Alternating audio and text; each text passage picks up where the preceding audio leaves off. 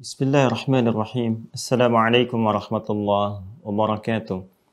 Alhamdulillahi wa kafa. Wassalatu wassalamu ala rasulillahil mustafa. Wa ala alihi wa sahbihi wa man watha wa ba'd.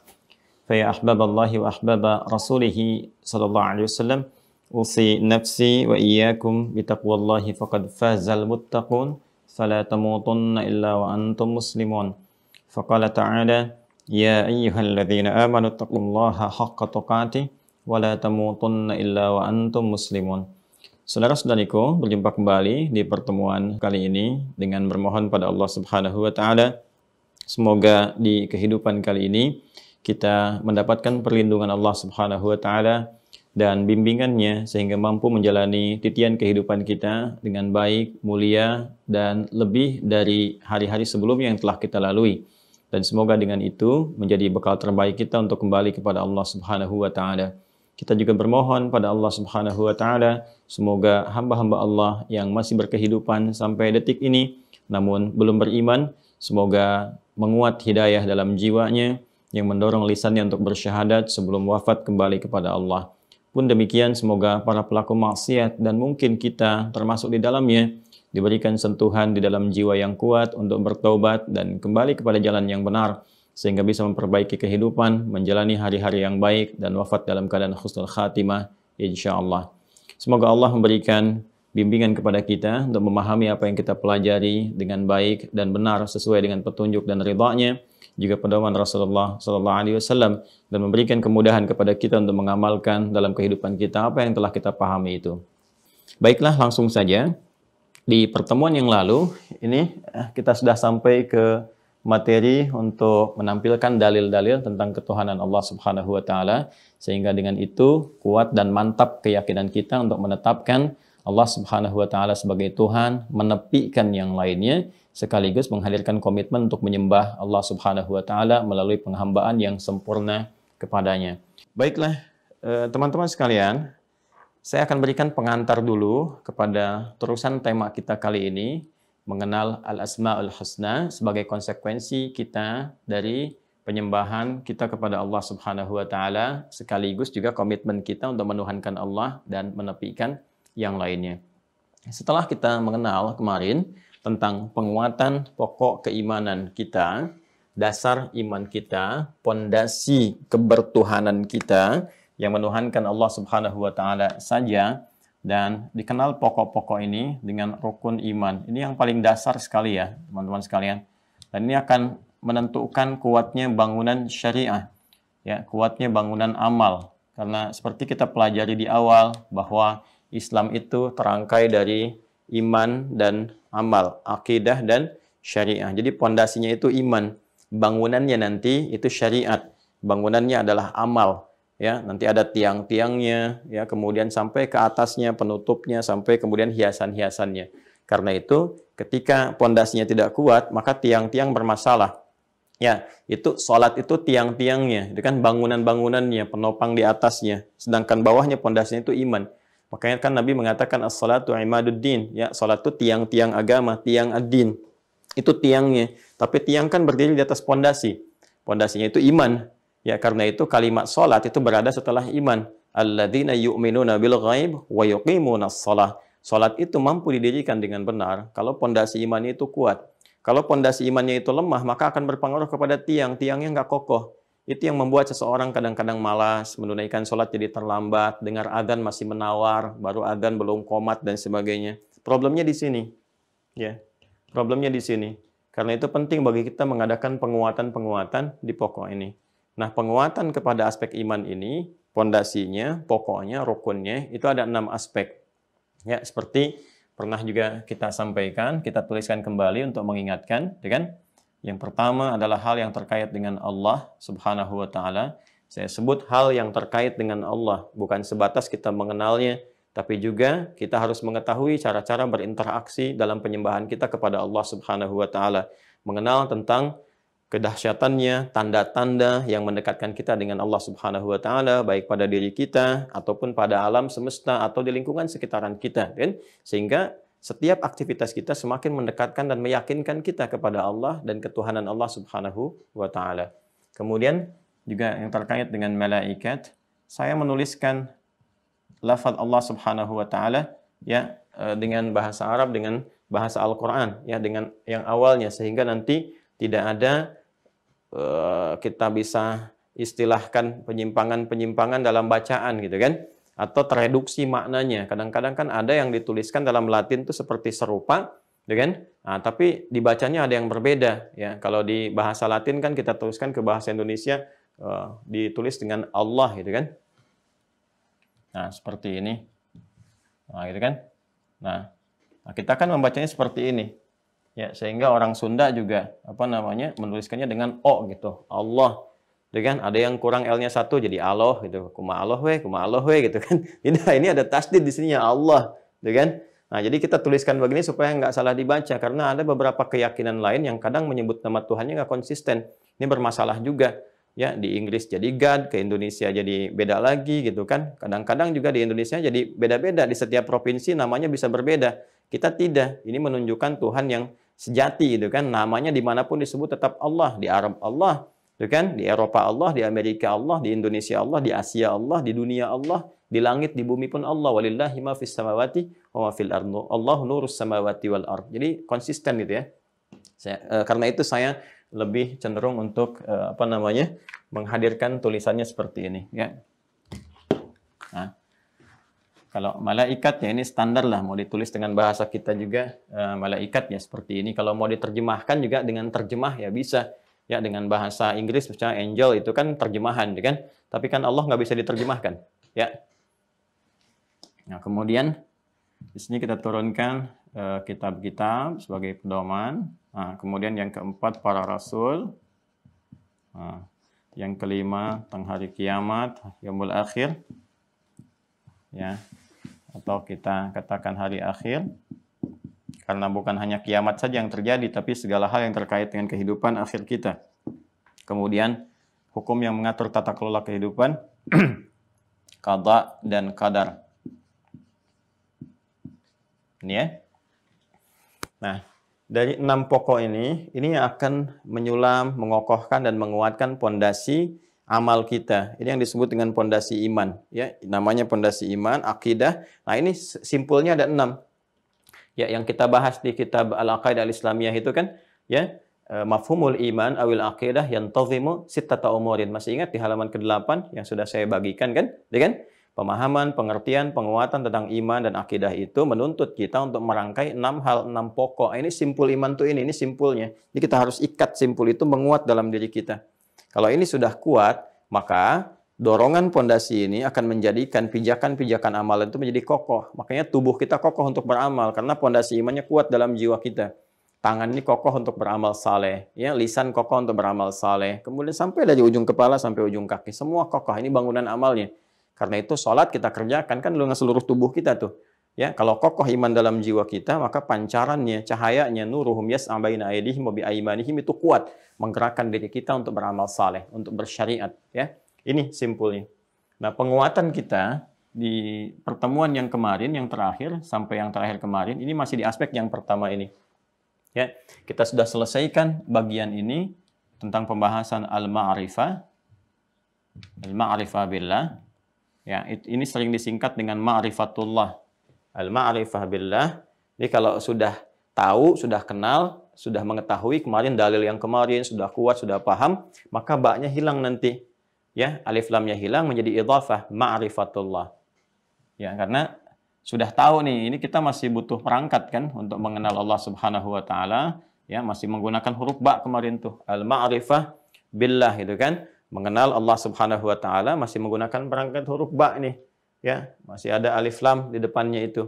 Bab pembahasan untuk mengenal kepada Allah Subhanahu wa taala. Ba-nya kan banyak tuh fungsinya ya. Untuk menghadirkan kedekatan, musahabah, kerekatan, al-ilsaq gitu kan, dengan tujuan, sebab akibat, sebabiyah dan seterusnya. Nah, ini semua pembelajaran itu menunjukkan kita untuk bisa mendekatkan diri kepada Allah Subhanahu wa taala. Sehingga hubungan penghambaan kita kepada Allah begitu rekat. Dengan rekat itulah muncul pemberian-pemberian Allah yang sangat cepat, pengawasan, perlindungan, ya, dan segala hal yang terkait dengan kebutuhan hamba. Kalau sudah dekat, sudah lekat, maka menjadi idhafah ma'rifatullah, mudhaf ilaih. Ya kan? Jadi Artinya apa? Perantara ilmu ini sudah melekat dalam jiwa kita sehingga secara otomatis kita itu terdorong untuk mendekat kepada Allah Subhanahu wa taala. Ya, lisannya mudah beristighfar, refleks kita menyebut nama Allah dalam setiap kegiatan, ya dan sebagainya. Nah, ini kalau kita dengar istilah ma'rifatullah artinya ini sudah sampai kepada tahap pengenalan kepada Allah melalui tahap-tahap pembelajaran. Ya, ini sudah normal ya, sudah biasa kan. Baik, ini standar dalam logika juga. Orang-orang yang akan beraktivitas kan pertama belajar dulu.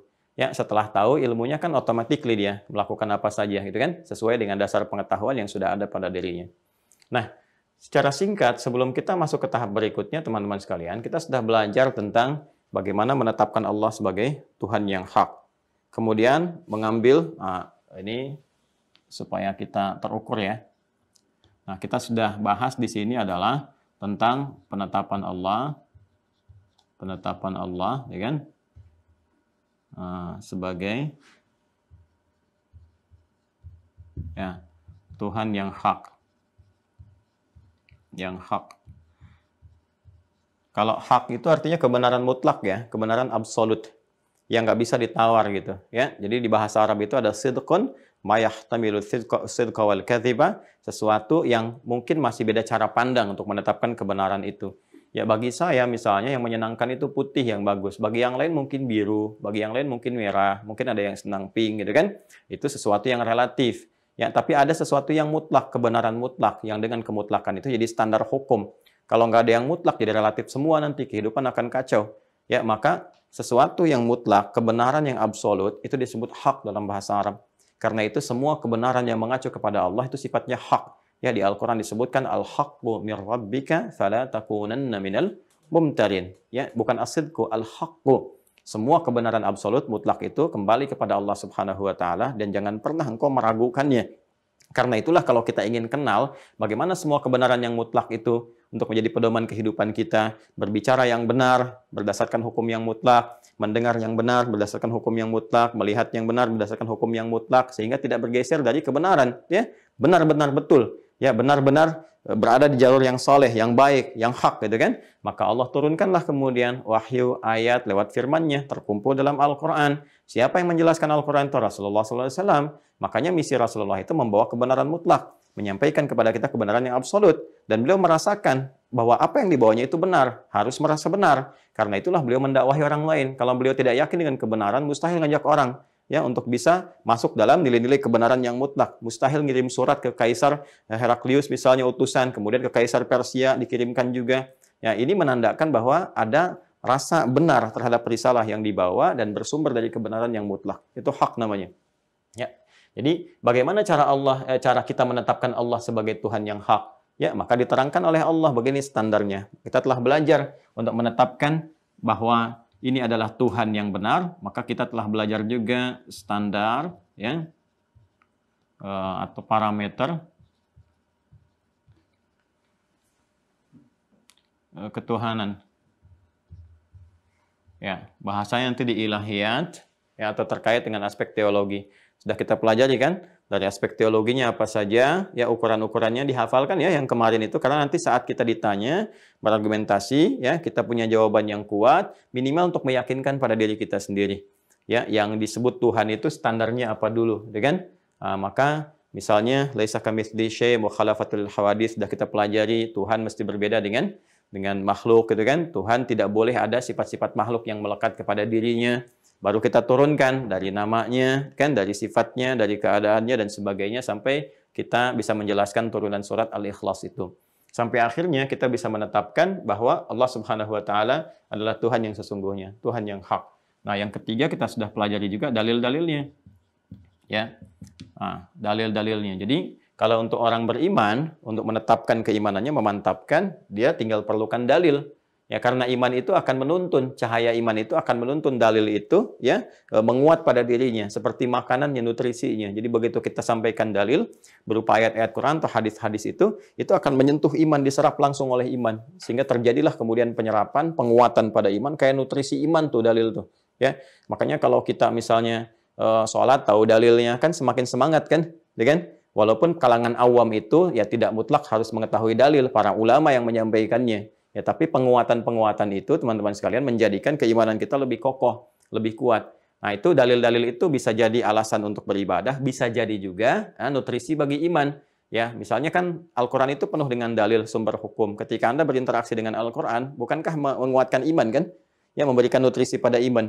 Anda misalnya wudhu, kemudian buka mushaf, baca Quran, semakin menguat kan? Ada getarannya semakin kencang kan? Nah, itu teman-teman sekalian.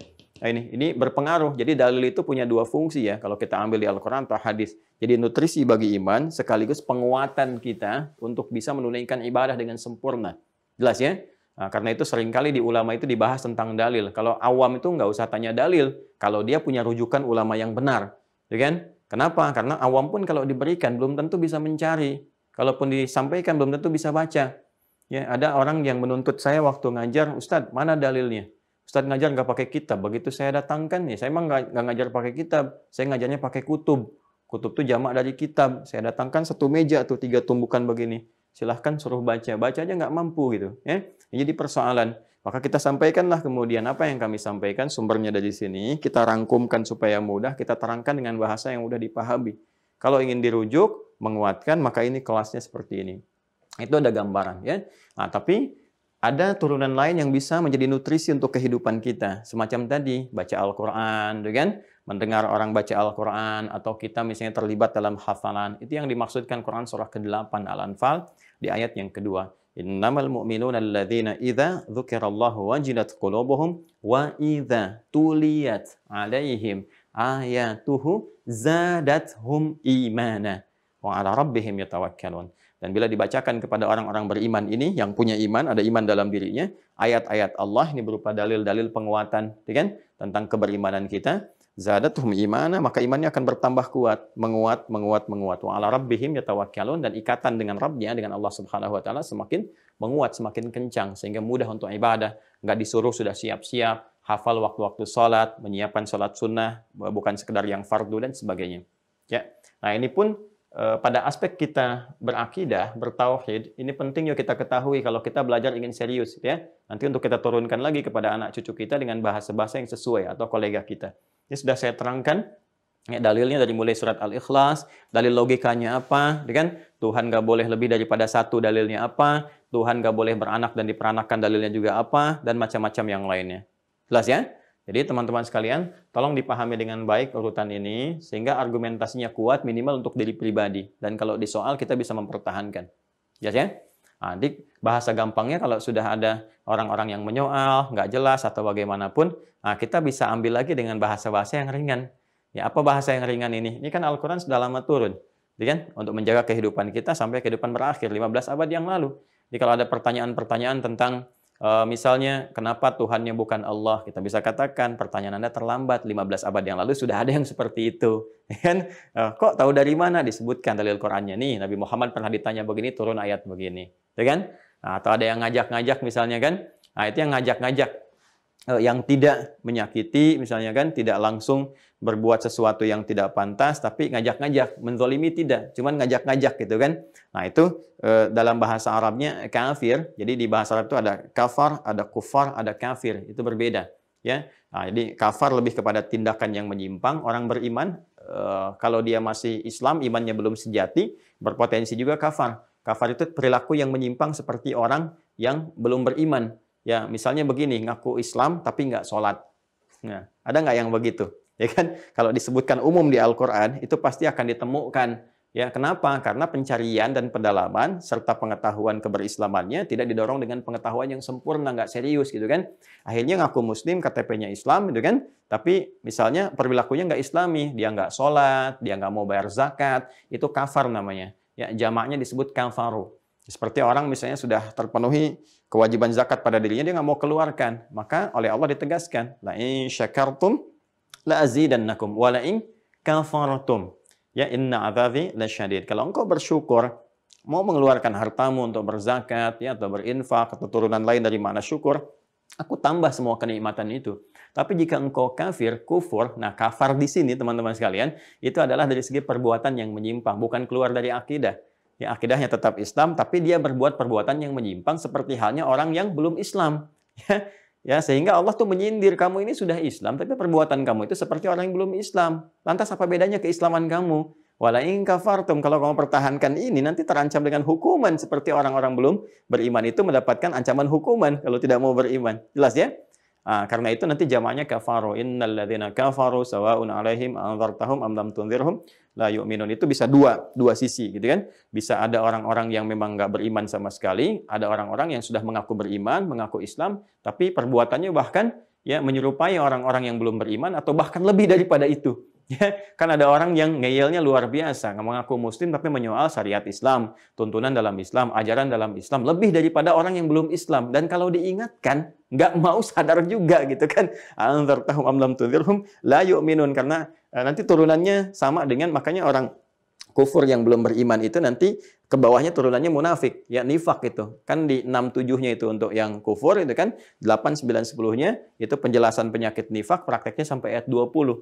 Di ayat 10-nya kan Al-Baqarah fi qulubihim marad fazadahumullahu marada, gitu kan? Ya supaya nggak terlalu lama ya kita kembalikan ke sini. Jadi ini mesti hafal ya, mesti tahu. Ini insya Allah kalau sudah terkait berkelindan dengan pembahasan yang lain, isi Al-Quran secara umum nanti kita bisa mengenal, ya, mengenal. Kalau ingin menguasai ya belajar khusus itu kan, nanti kita bisa paham. Oh ini dalilnya datang begini dan seperti ini dan sebagainya. Jelas ya? Jadi ini nanti saya akan adakan pengayaan di hari Kamis untuk mengecek ini semua. Jadi kalau ditanya gini jawabnya apa, tanya gini jawabnya apa, gitu kan? Tadi kan kafar. Kalau kufar itu sudah anarkis. Ya, sudah keras, kencang gitu kan. Ada yang juga dengan menggunakan aksi-aksi fisik atau serangan-serangan militer dan sebagainya. Maka yang seperti ini mesti tegas sesuai dengan kadar penyimpangan-penyimpangan yang ada dan tindakan-tindakan kontraproduktif yang ditujukan kepada umat Islam. Makanya kalimat-kalimat kufar itu memiliki respon tegas dalam Al-Quran. Seperti Quran surah ke-48 misalnya, ya Al-Fatah di ayat 29. Muhammadur Rasulullah SAW, ya, walladzina ma'ahu asyidda'u 'alal kuffar. Kalimatnya kufar, ruhama'u bainahum. Ya, jadi jangan sampai tegas kepada orang-orang Islam sesama muslim sama beriman ya, tapi lemah lembut kepada orang-orang menyimpang. Nah, itu tidak diakui oleh Al-Qur'an sebagai umat Nabi Muhammad. Ciri-ciri umat yang menyimpang ada Al-Qur'an, ini persoalan ya. Jadi kita buktikan kita tidak termasuk dalam golongan itu dan kita mendakwahi supaya tidak ada yang terjerumus kepada nilai-nilai seperti itu. Kemudian ada kafir, jamaknya kafiron. Ini maknanya luas, tapi di antara keluasan itu ada beberapa yang spesifik. Misal orang-orang yang belum beriman, belum berislam, itu kan dia tidak menyakiti, dia tidak melakukan invasi, dia tidak menzalimi, tapi suka ngajak-ngajak. Ya, suka ngajak-ngajak. Seperti ada yang datang kepada Nabi Sallallahu Alaihi Wasallam, beberapa rombongan, gitu kan? Itu nggak menyerang Nabi, nggak mencela Nabi, datang menawarkan, ya Muhammad SAW, untuk apa kalau kita berselisih, kita rame, kita berperang dan sebagainya, gitu kan? Udah kita bergantian saja ibadahnya, gitu kan? Ya, malam ini kami nyembah Tuhan kamu, besok-besok kamu nyembah Tuhan kita, gitu kan? Nah, itu ada ngajak-ngajak seperti itu, ya, mencampur-campurkan. Jadi golongan-golongan sepelis itu agak terlambat. 15 abad yang lalu sudah ada yang muncul duluan dan dijawab dengan surat, satu surah. Orang-orang ngajak-ngajak kan kafir, jamaknya kafirun. Turun surah Al-Kafirun.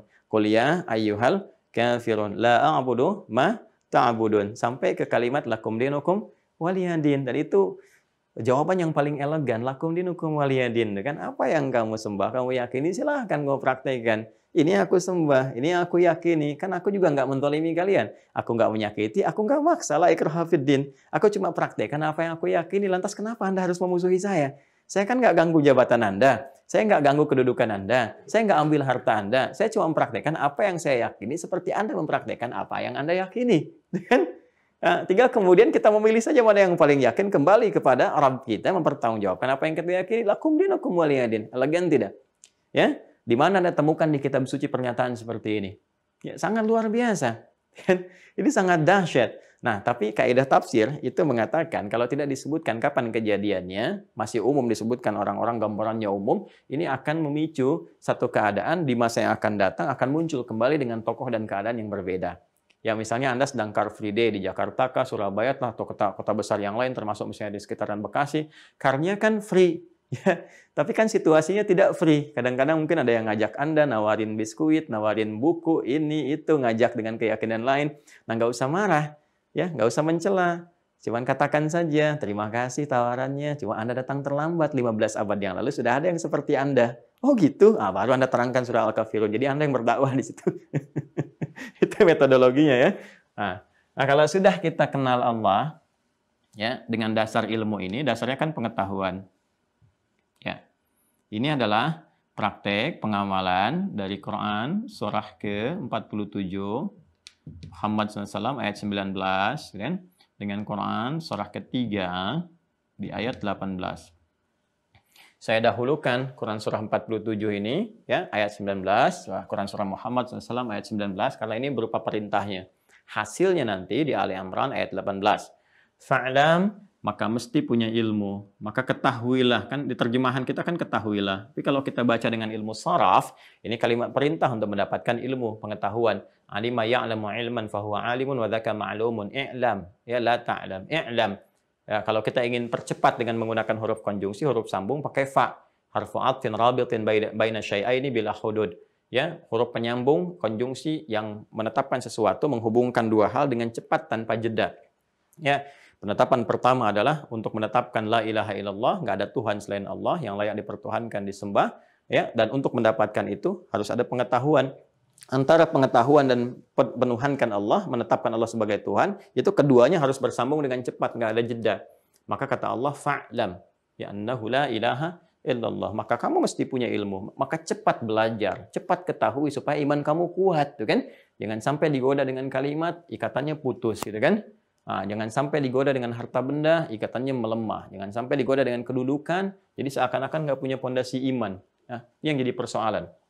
Kemudian kalau sudah ada ilmunya, arahkan kepada yang benar. Dan yang benar itu akan menguatkan syahadat. Maka turunlah kemudian firman Allah, syahidallahu annahu la ilaha illa huwa wal malaikatu wa ulul ilmi qa'iman bil qista. Ya. Jelas ya? Ini urutannya. Ini kalau kita sudah punya ilmu, syahadat kita kuat. Kita akan menyaksikan keesaan Allah, kebenaran Allah, apapun profesi kita.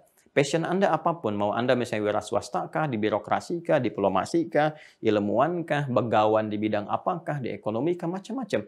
Jadi semua yang Anda saksikan itu, semua akan dibimbing oleh cahaya iman untuk mendekatkan diri kepada Allah Subhanahu wa Ta'ala. Sedang eksplorasi minyak ke laut, begitu melihat ikan banyak, ada yang diving macam-macam, Masya Allah.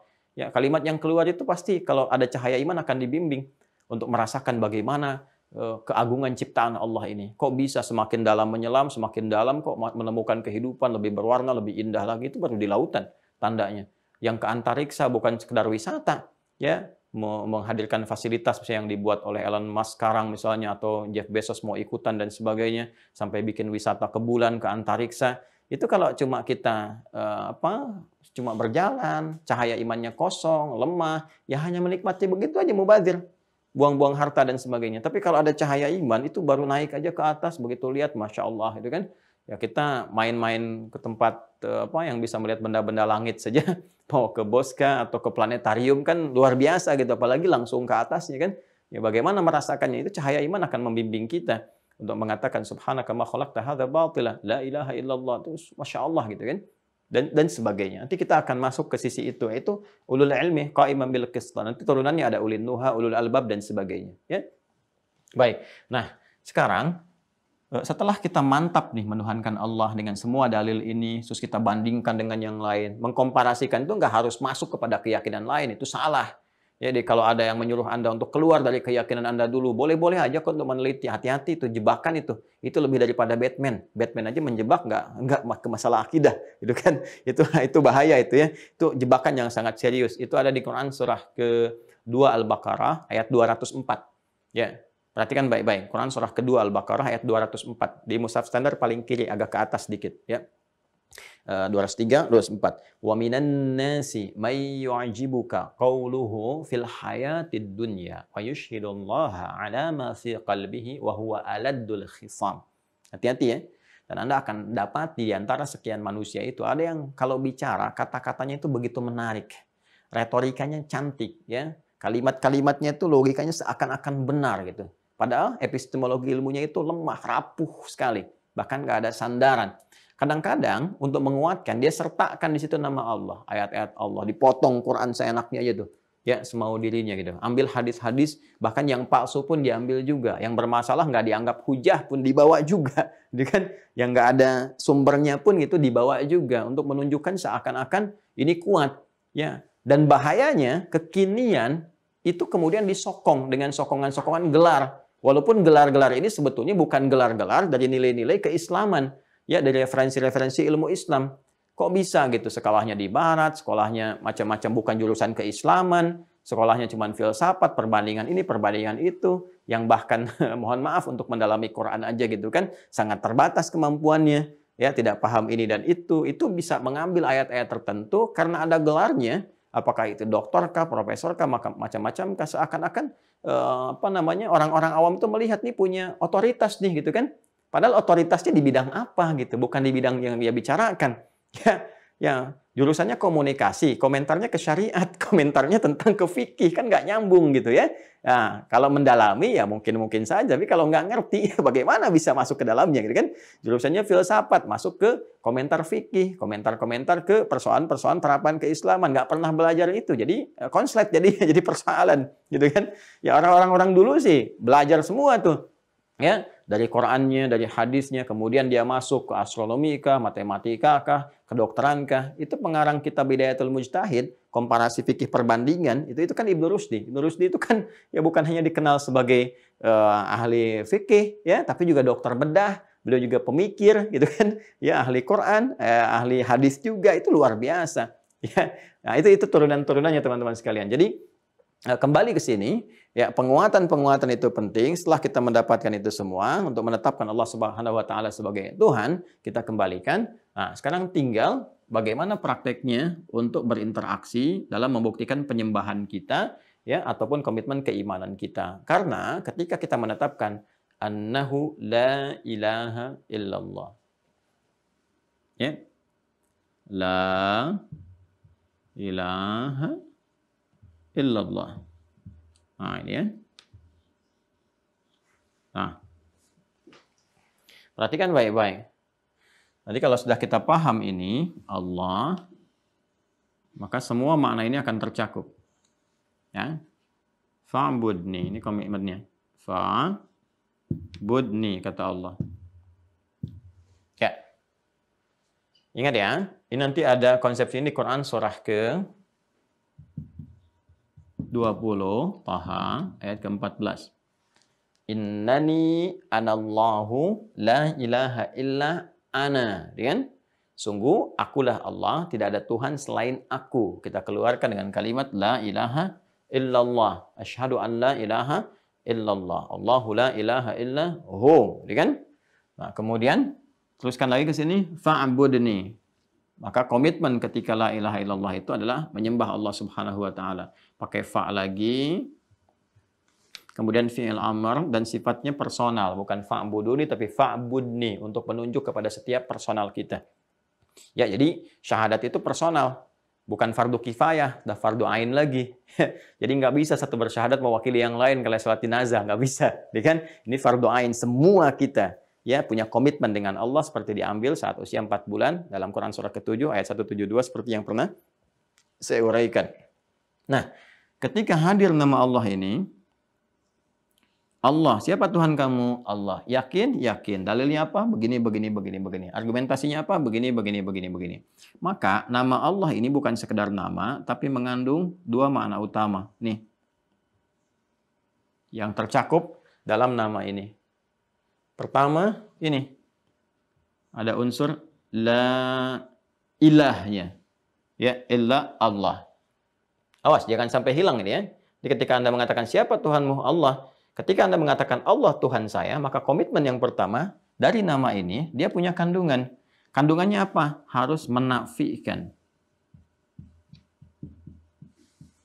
segala yang dipertuhankan.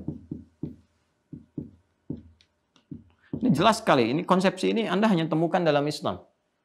Ya, jelas sekali dari semua aspek, nggak ada yang rumit, ya, nggak ada yang ambigu, semua jelas. Ya, dan ini harus pede, aspek keimanan harus begini. Ya, aspek keimanan itu kan persoalan hati. Hati itu kalau sudah mantap kan harus kokoh di satu. Ya, nggak bisa ke yang lain gitu. Ya, harus kokoh. Ya, ini sudah mau di kalangan makhluk juga diambil skala kecil kan gampang. Ya, Anda kalau sudah mantap kepada satu pilihan untuk menikah dengannya, gitu kan di satu titik itu, gitu kan? Ya, kalau ada percabangan kan jadi bermasalah, gitu kan? Ya, kalau di makhluk-makhluk ada sesuatu yang tidak konsisten jadi bermasalah. Pasti di awal langkah itu satu titik dulu, gitu kan? Di awal langkah itu. Nah, demikian teman-teman, laisa kamitslihi syai', tingkat tertingginya itu kepada Allah. Ya, tingkat tertinggi kepada siapa? Pada Allah Subhanahu wa taala. Satu titik. Jadi ketika Anda mengatakan Allah, ya, ada makna yang terkandung dalam lafaz ini. Pertama, la ilaha illa Allah. La ilaha, Anda harus menafikan segala yang dipertuhankan yang lain.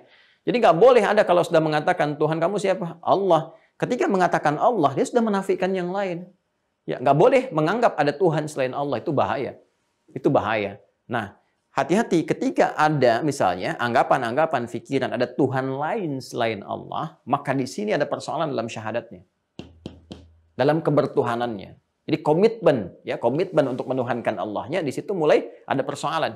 Ya, awas hati-hati karena casingnya ini beragam, tapi esensinya masih ke situ juga, digiringnya ke situ, ya, untuk mengikis nih, ada pendangkalan, ada semacam reduksi gitu kan dari nilai-nilai syahadat. Jadi ketika Allah disebutkan mengandung makna ini. Kalau ada orang-orang yang berusaha membawa, ya, ke makna-makna ke arah sini, teman-teman sekalian, hati-hati nih. Ya, yang bertentangan dengan la ilaha, dengan illallah, ya, unsur yang pertama, maka ini adalah pendangkalan dari syahadat. Reduksi dari nilai-nilai syahadat kita, melemahkan nilai-nilai itu. Kalau akidah sudah lama berbahaya, karena ini pondasi. Ya, misal, kalau dulu itu datang, ya, ini loh, Tuhan-Tuhan ini begini, ada begini, ada begini. Kalau sekarang kan kalimatnya beda-beda. Semua agama sama, menuju pada Tuhan yang sama. Cuman caranya beda-beda. Pernah dengar nggak kalimat-kalimat itu? Hati-hati. Ya, jangan merasa benar karena yang lain pun punya boleh tentu ada, boleh jadi ada nilai kebenarannya. Itu kalimatnya halus tuh, tapi tajam sekali. Hati-hati.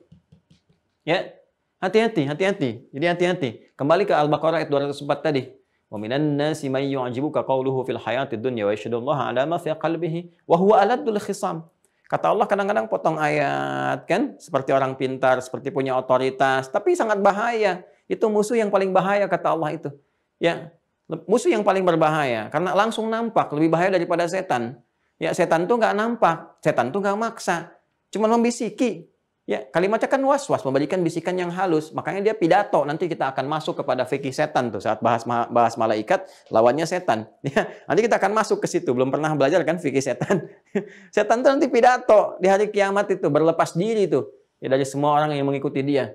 Ya, ketika orang protes, ya Allah, gara-gara makhluk ini nih aku celaka. Kata setan, aku nggak pernah maksa. Kenapa kamu yang ikut? Aku kan nggak maksa. Ya?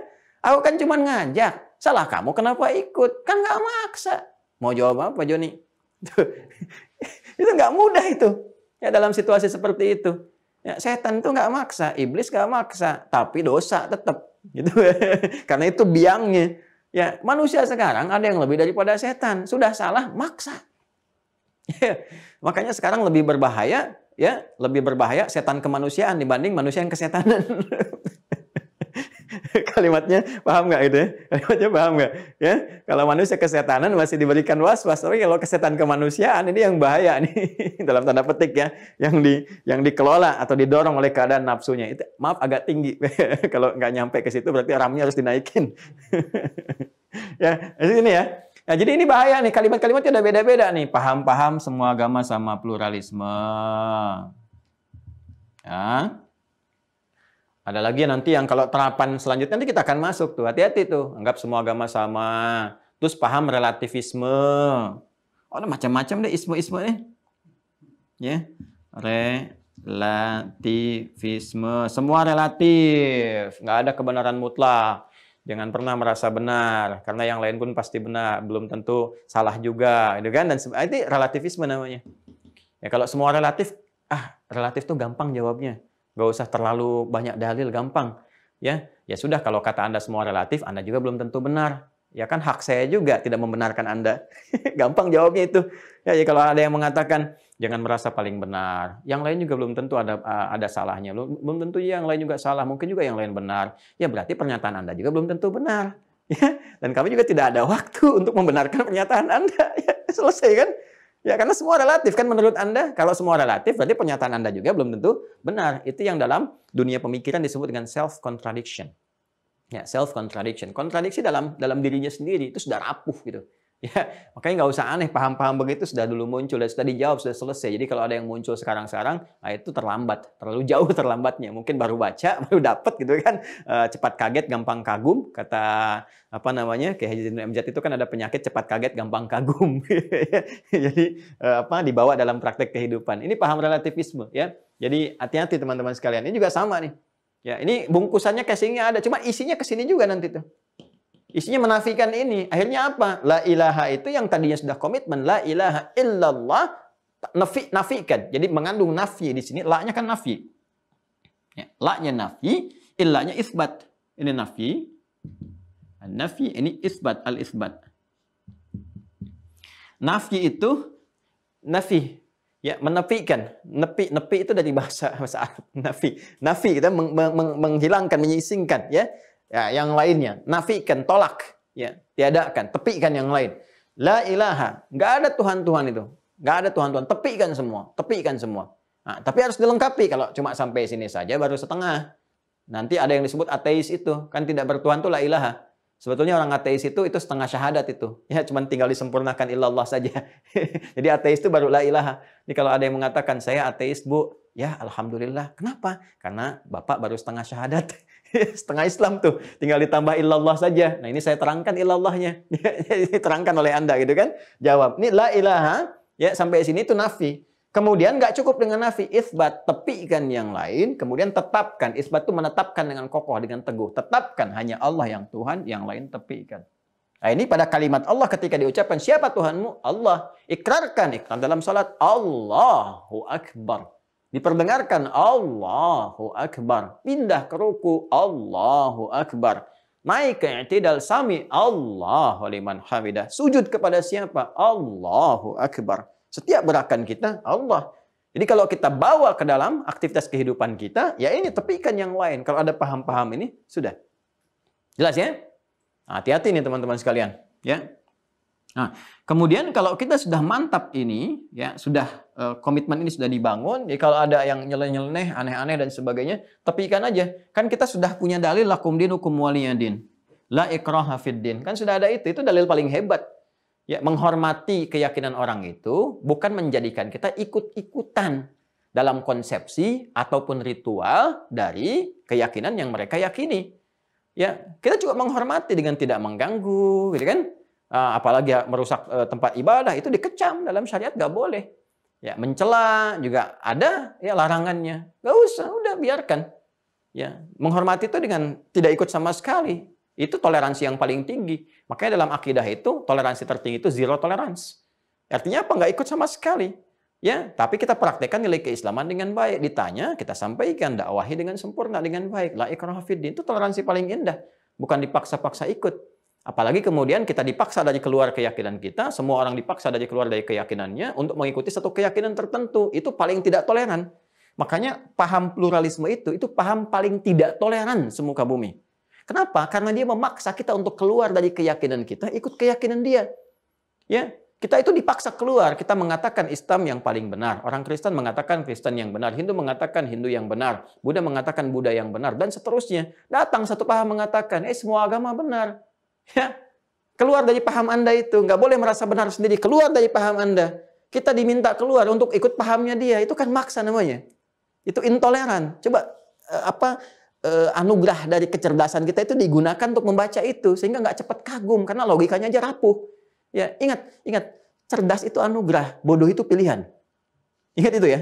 Cerdas itu anugerah. Karena pertama kali manusia tercipta, bakalnya pengetahuan. Wa 'allama Adamal asma'a kullaha. Jadi pintar itu anugerah, bodoh itu pilihan. Bikin status tuh. Bikin status. Ya. Ingat itu ya baik-baik ya.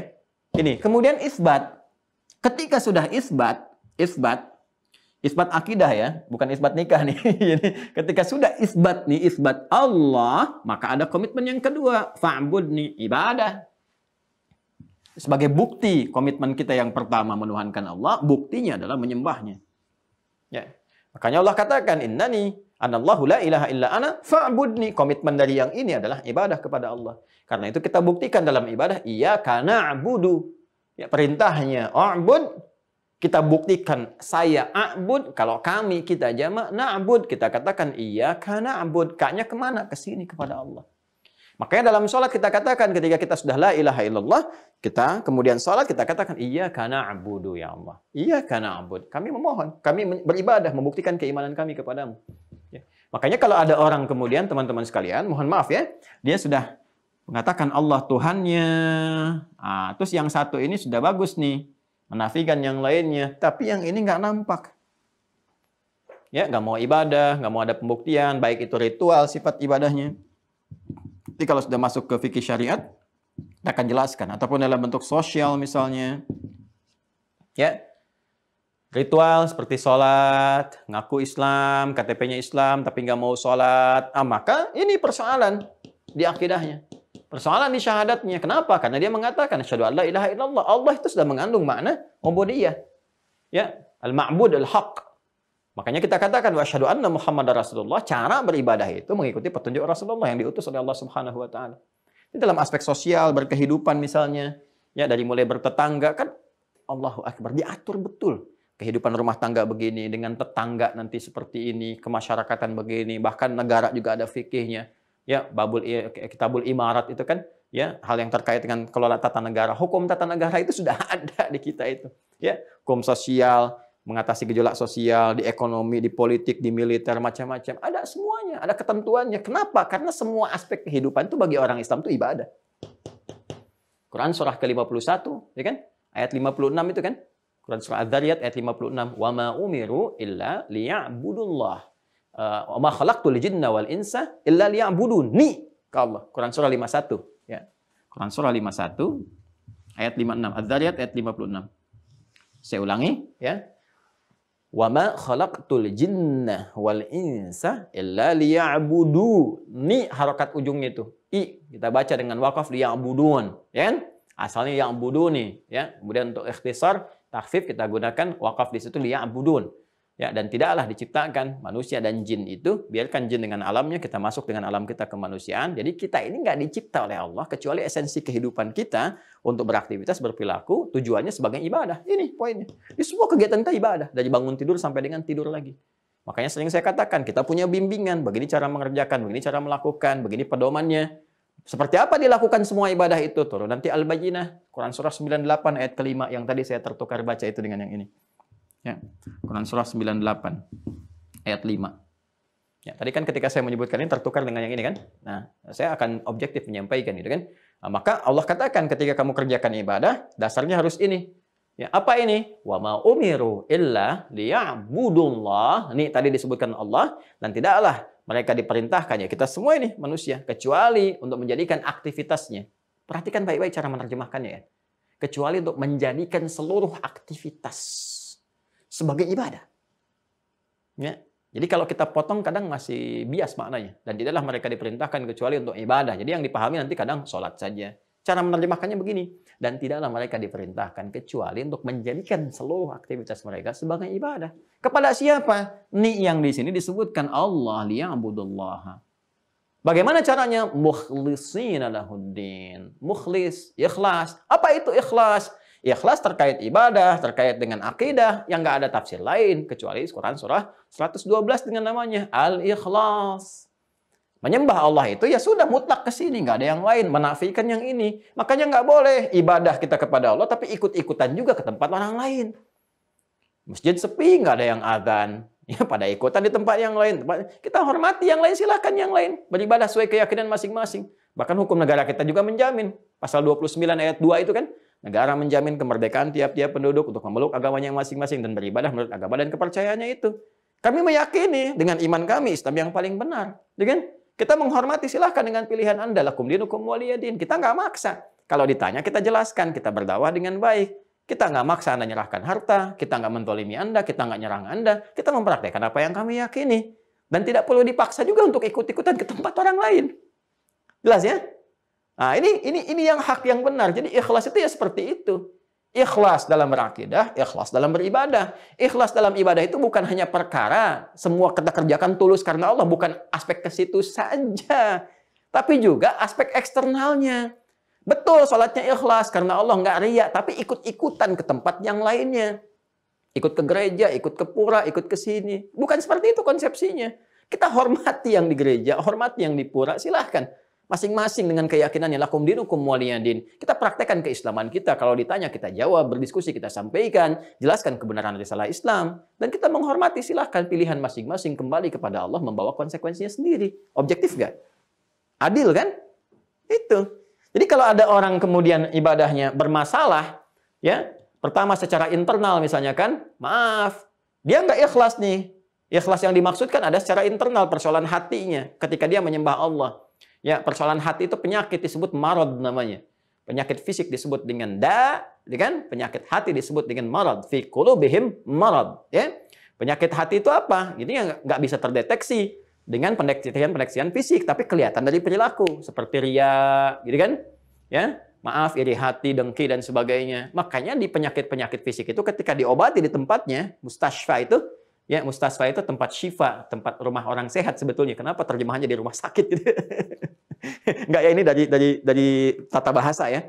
Ya, rumah sakit itu terjemah padanan bahasa Arabnya mustasfa. Mustasfa itu tempat mendapatkan syifa. Syifa itu sesuatu yang menyehatkan, menyembuhkan. Sebenarnya terjemahannya rumah sehat gitu. Jadi rumah untuk orang sakit.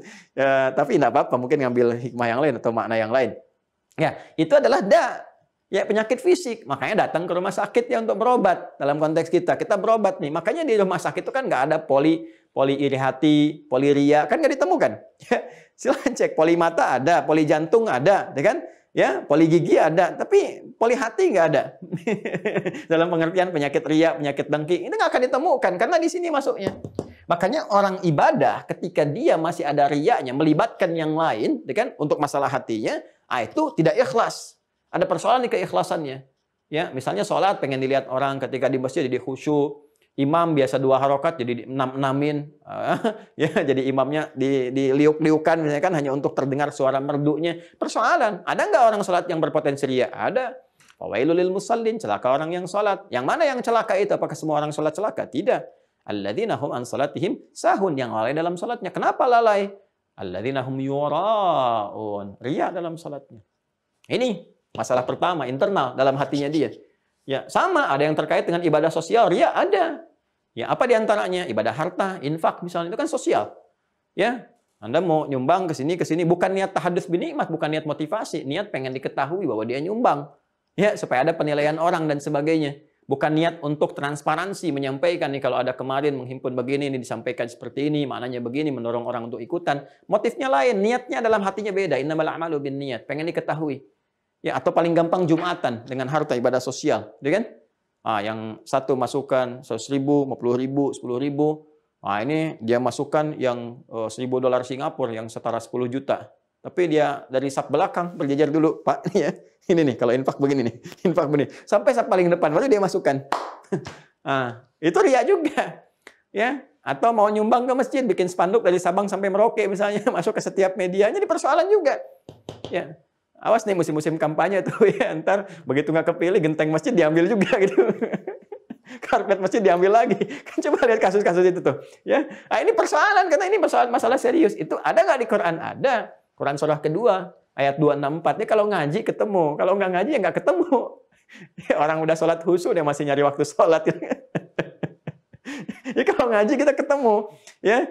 Ya ayyuhalladzina amanu la tubtilu shadaqatikum bil manni wal adza kalladzi yunfiqu malahu ria'an nasi. Ya, jangan kau batalkan, kau gugurkan amalan yang telah lelah engkau tenun itu dengan perbuatan menyimpang seperti orang infak yang riya. Jadi riya itu bisa menggugurkan amalan yang tengah dikerjakan. Infak riya gugur pahalanya. Capek aja keluar uangnya, tapi nggak ada nilainya. Ini persoalan internal. Internal pada niat, pada hati manusia. Ada yang eksternalnya. Apa ini? Ini yang paling berbahaya. Ya, ini termasuk tidak ikhlas juga. Ini jarang dijelaskan loh teman-teman sekalian. Jarang dijelaskan. Apa yang tidak ikhlasnya ini? Persoalan akidah. Kesini. Kalau ini kan persoalan ibadah nih turunannya. Ibadah yang terkait dengan ritual aspeknya. Masuk ke persoalan internal. Ada lagi nanti persoalannya menyentuh secara akidah. Dikorelasikan antara ibadah dengan akidah. Apa contohnya? Salatnya khusyuk benar. Benar-benar khusyuk. Ya, nggak mau ada kaitan dengan orang dan sebagainya dan seterusnya. Ya, tapi kehusyuan ini tidak didorong lewat iman yang kuat, hanya didorong oleh fokus saja. Beda ya, antara khusyuk yang dilahirkan dengan keimanan yang sesungguhnya, itu yang dimaksud dengan qanitin, khasyiin, sehingga melahirkan sifat khasyah, ketakutan kepada Allah Subhanahu wa taala yang dalam, sehingga menjaga hukum-hukum Allah dengan benar. Kalau bicara takut, kalau Allah misalnya menganggap itu nggak benar. Kalau memandang khawatir, kalau yang dipandang itu nggak benar. Karena itu dia belajar bagaimana Allah meridhai pandangannya, bagaimana Allah meridhai lisannya. Karena itu para ulama yang hakiki Rabbani itu disebut oleh Allah punya sifat khasyah yang tinggi. Innama yakhsyallaha min ibadihil ulama. Karena nggak sembarangan. Ya, bicara itu, apalagi bicara bertentangan hukum Allah, itu mustahil. Itu keluar dari nilai-nilai keulamaan. Ya. Nah, jadi hati-hati itu teman-teman sekalian. Ada tuh nilai, ada penjagaan, itu khasyah. Khasyah itu dilatih dari apa? Dari kata khusyuk. Latihannya lewat khusyuk, keluar khasyah. Ya, kepasrahannya disebut dengan qanitat. Ya, qanitat, kunut, qanitin. Ya, qanitin. Hafidhu 'ala salawati was salatil wusta wa qumu lillahi qanitin. Jadi kepasrahan, ketundukannya, ketaatannya disebut dengan qanit, dari kata qanata, ya, qanita. Seorang perempuan namanya qanita, perempuan yang patuh, tunduk, taat, gitu kan?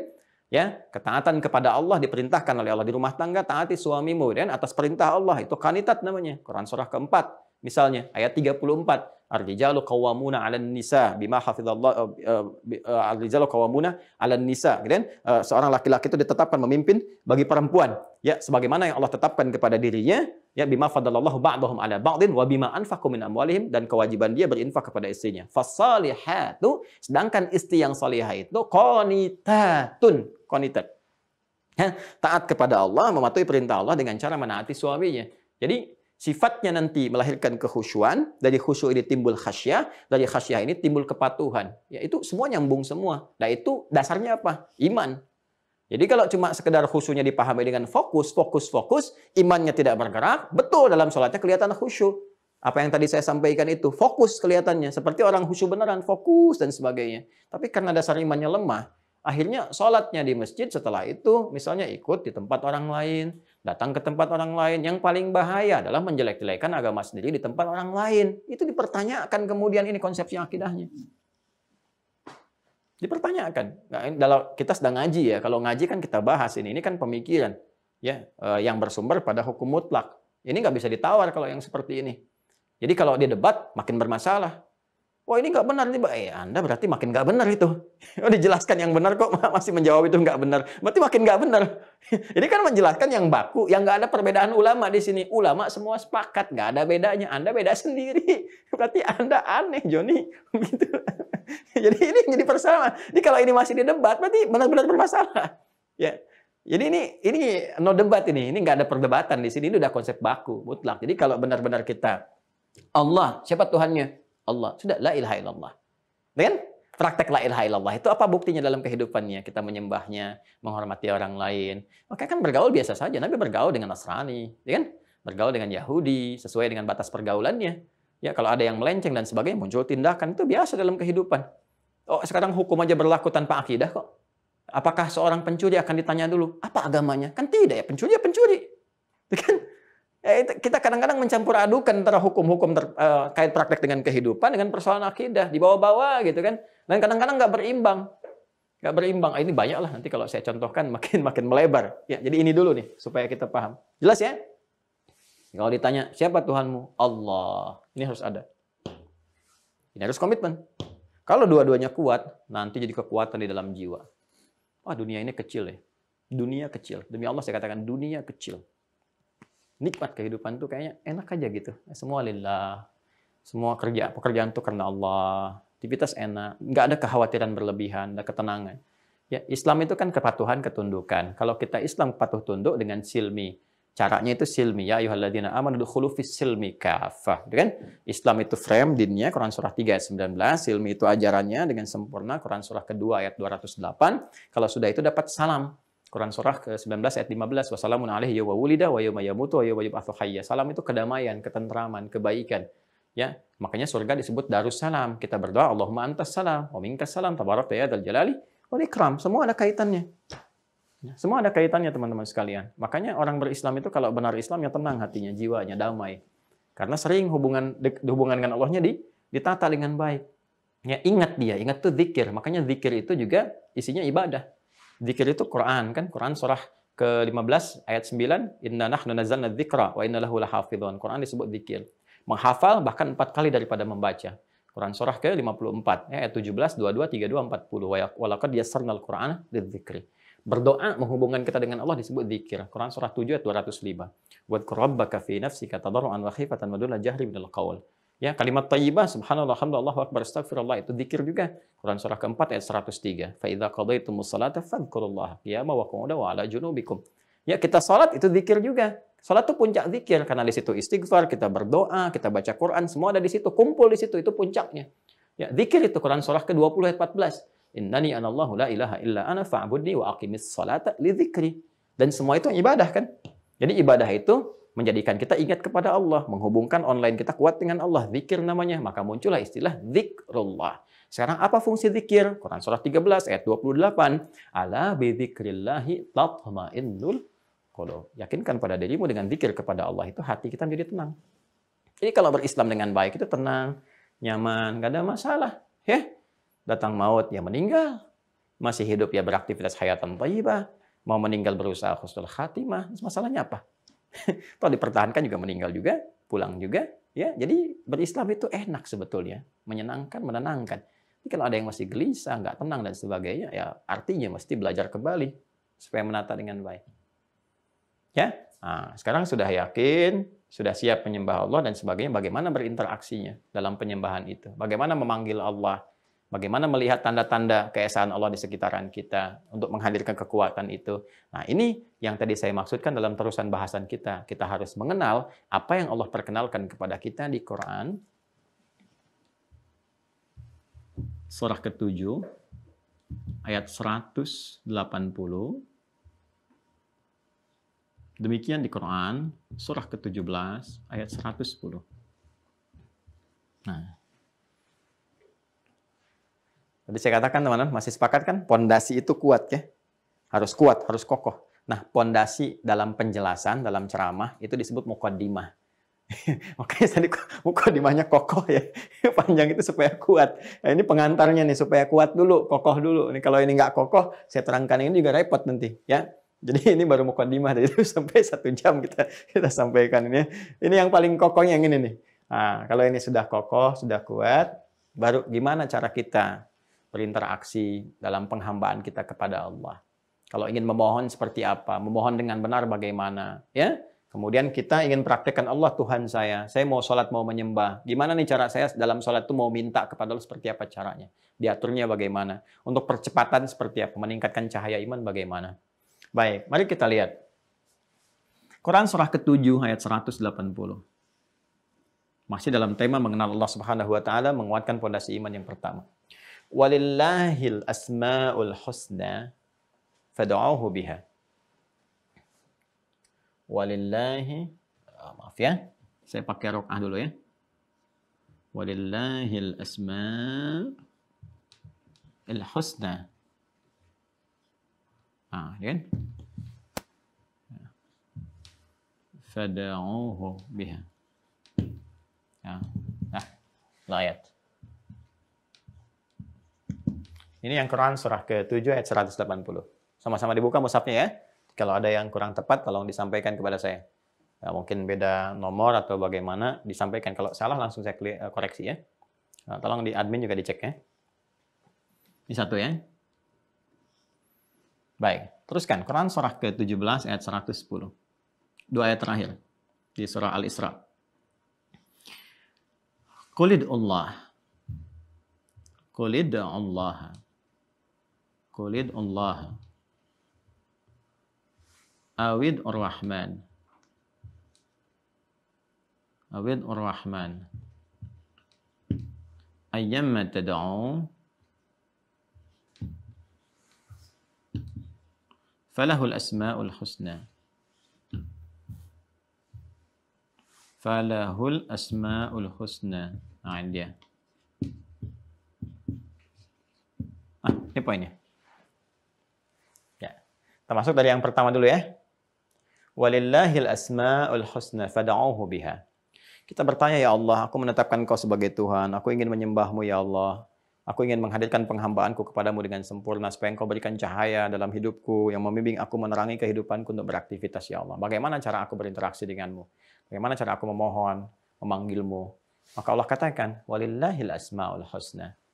Allah memiliki nama-nama yang terbaik. yang terindah.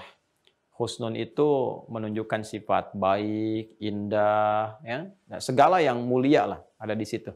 Ya, nanti hybridnya dari kata hasuna asalnya, hasuda yahsunu, jadi nanti bisa husna, bisa hasan, ya tasgirnya Husain. Husain itu kan Hasan kecil.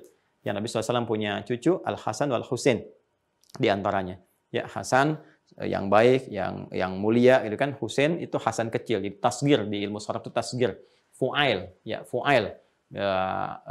Abid, Ubaid, Omar, Omer, gitu kan. Tinggal pakai wail, gitu kan.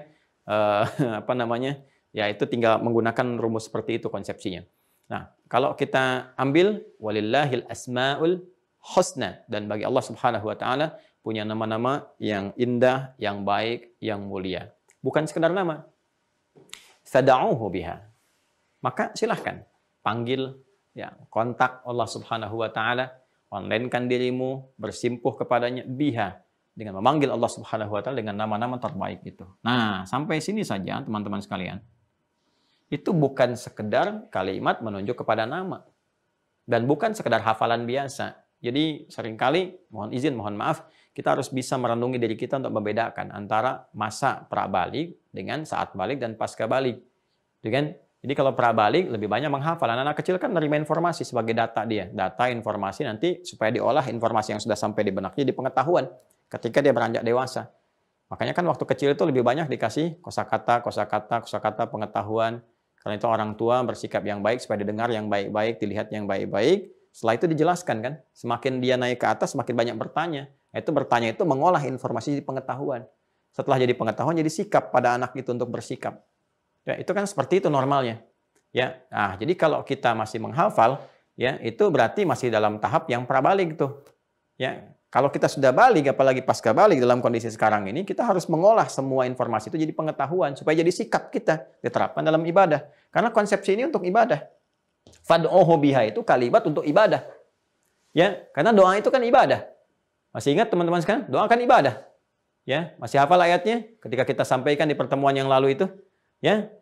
Innal ladzina yastakbiruna an ibadati, sungguh orang-orang yang merasa sombong enggak mau ibadah kepada aku. Ibadah itu kan doa disebutkannya. Ya.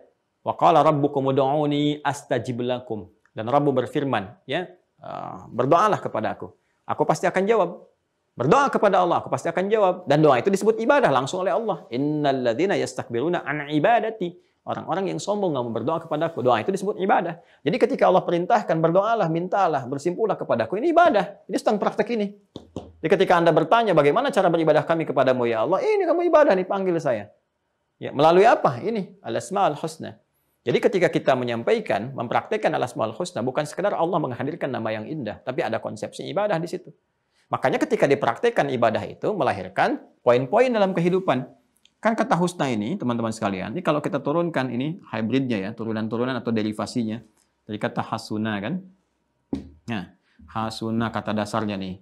Nanti di sini misalnya muncul Hasan, ya, Husain misalnya kan, Hasan kecil. Kemudian ada hasanah, kan? Hasanah.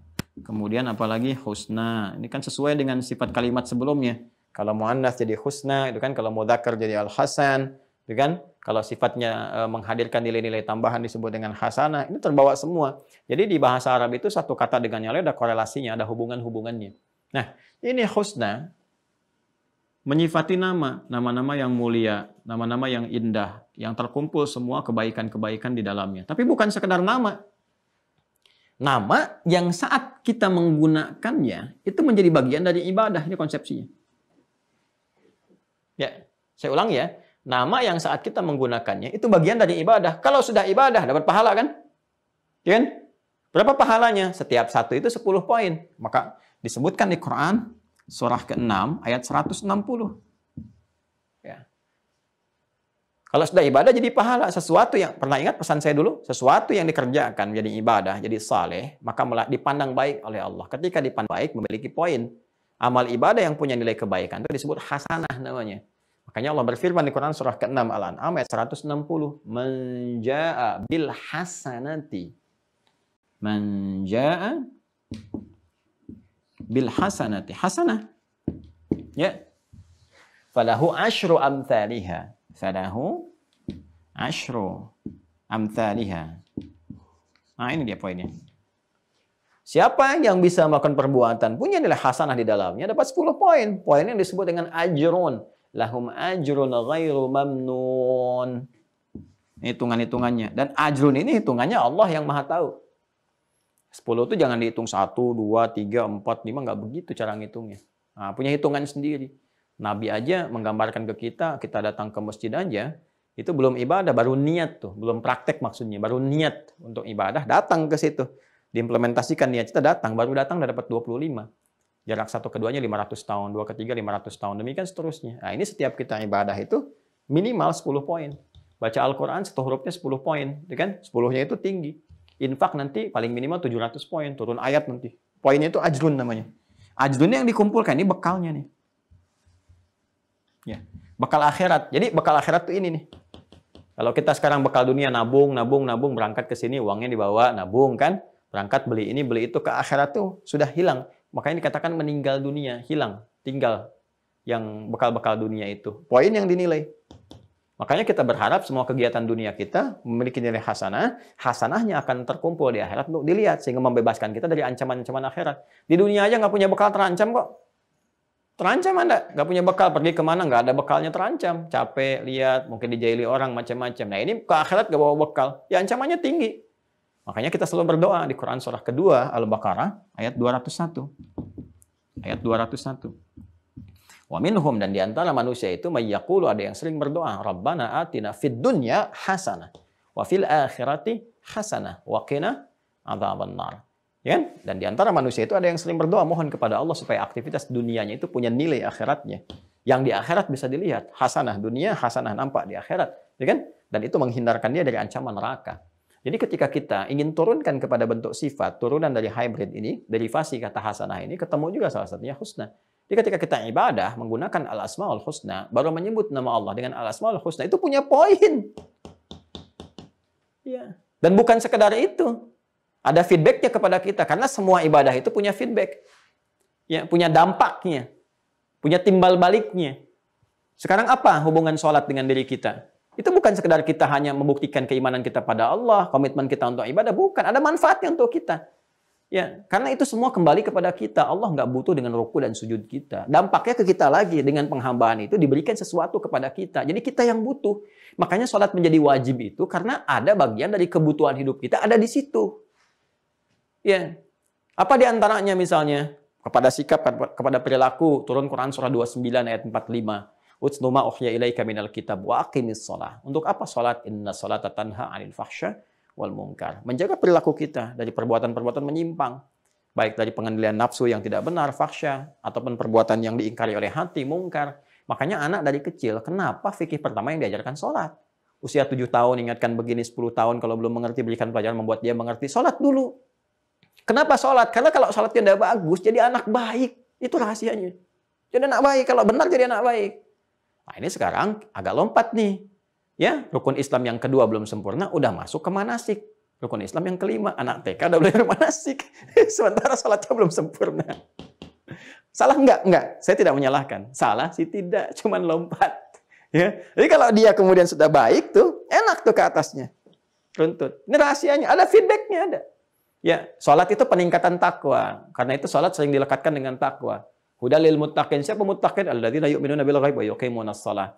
Terus, apa yang terjadi kalau takwanya meningkat? Wa may yattaqillaha yaj'al lahu makhraja wa yarzuqhu min haitsu la yahtasib. Diberikan jalan keluar, solusi. Makanya semakin meningkat sholat, semakin diberikan solusi.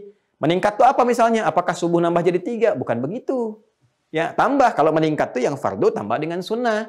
Misal, barusan malam kita tahajud. Tahajud itu kalau dikerjakan sama dengan kita lembur dapat tambahan. Apa bonusnya? Allah tambah lagi.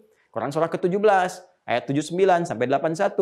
Wa minal laili fatahajjad bihi nafilatan lak. Dari sebagian malam bangun tahajud walaupun cuma sunnah sifatnya, tapi asa ayyab'atsaka rabbuka maqaman mahmuda. Allah akan bimbing kau ke tempat yang terbaik, posisi yang bagus dalam pekerjaan, dalam aktivitas.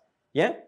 Kemudian apa? Wa qur rabbi adkhilni mudkhala sidqin. Dibimbing awal pekerjaan itu dengan bimbingan yang benar. Masuk kuliah nggak perlu nyogok, masuk pekerjaan nggak perlu nyogok, dan sebagainya. Wa akhrijni mukhraja sidqin, diberi jalan keluar, solusi kalau ada persoalan. Waj'alni min ladunka sultanan nasira, ditolong kalau sedang punya masalah, ditolong oleh Allah. Itu kalau benar dikerjakan, feedbacknya ada. Nah ini pun sama, apa feedbacknya dari Al-Asma'ul Husna? Kepada kita dampaknya. Langsung disebutkan oleh Allah dengan nama-namanya itu sesuai dengan kebutuhan kita. Itu prakteknya. Itu prakteknya. Makanya sangat menempat sekali. Sangat menempat. Kenapa dalam takbir kita mengucapkan Allahu Akbar dalam sholat? Ya kan? Sementara nanti di tempat-tempat lain ditunjukkan oleh Allah bagaimana cara meminta. Ternyata, teman-teman sekalian, ini bukan sekedar nama yang dibentangkan.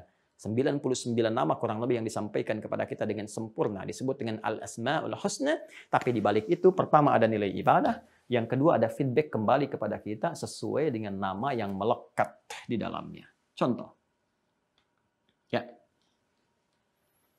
Perhatikan baik-baik teman-teman sekalian. Di antara nama-nama Allah itu kan kalau kita menghafal Allahur Rahmanur Rahimul Malikil Quddus Salam dan sebagainya gitu kan.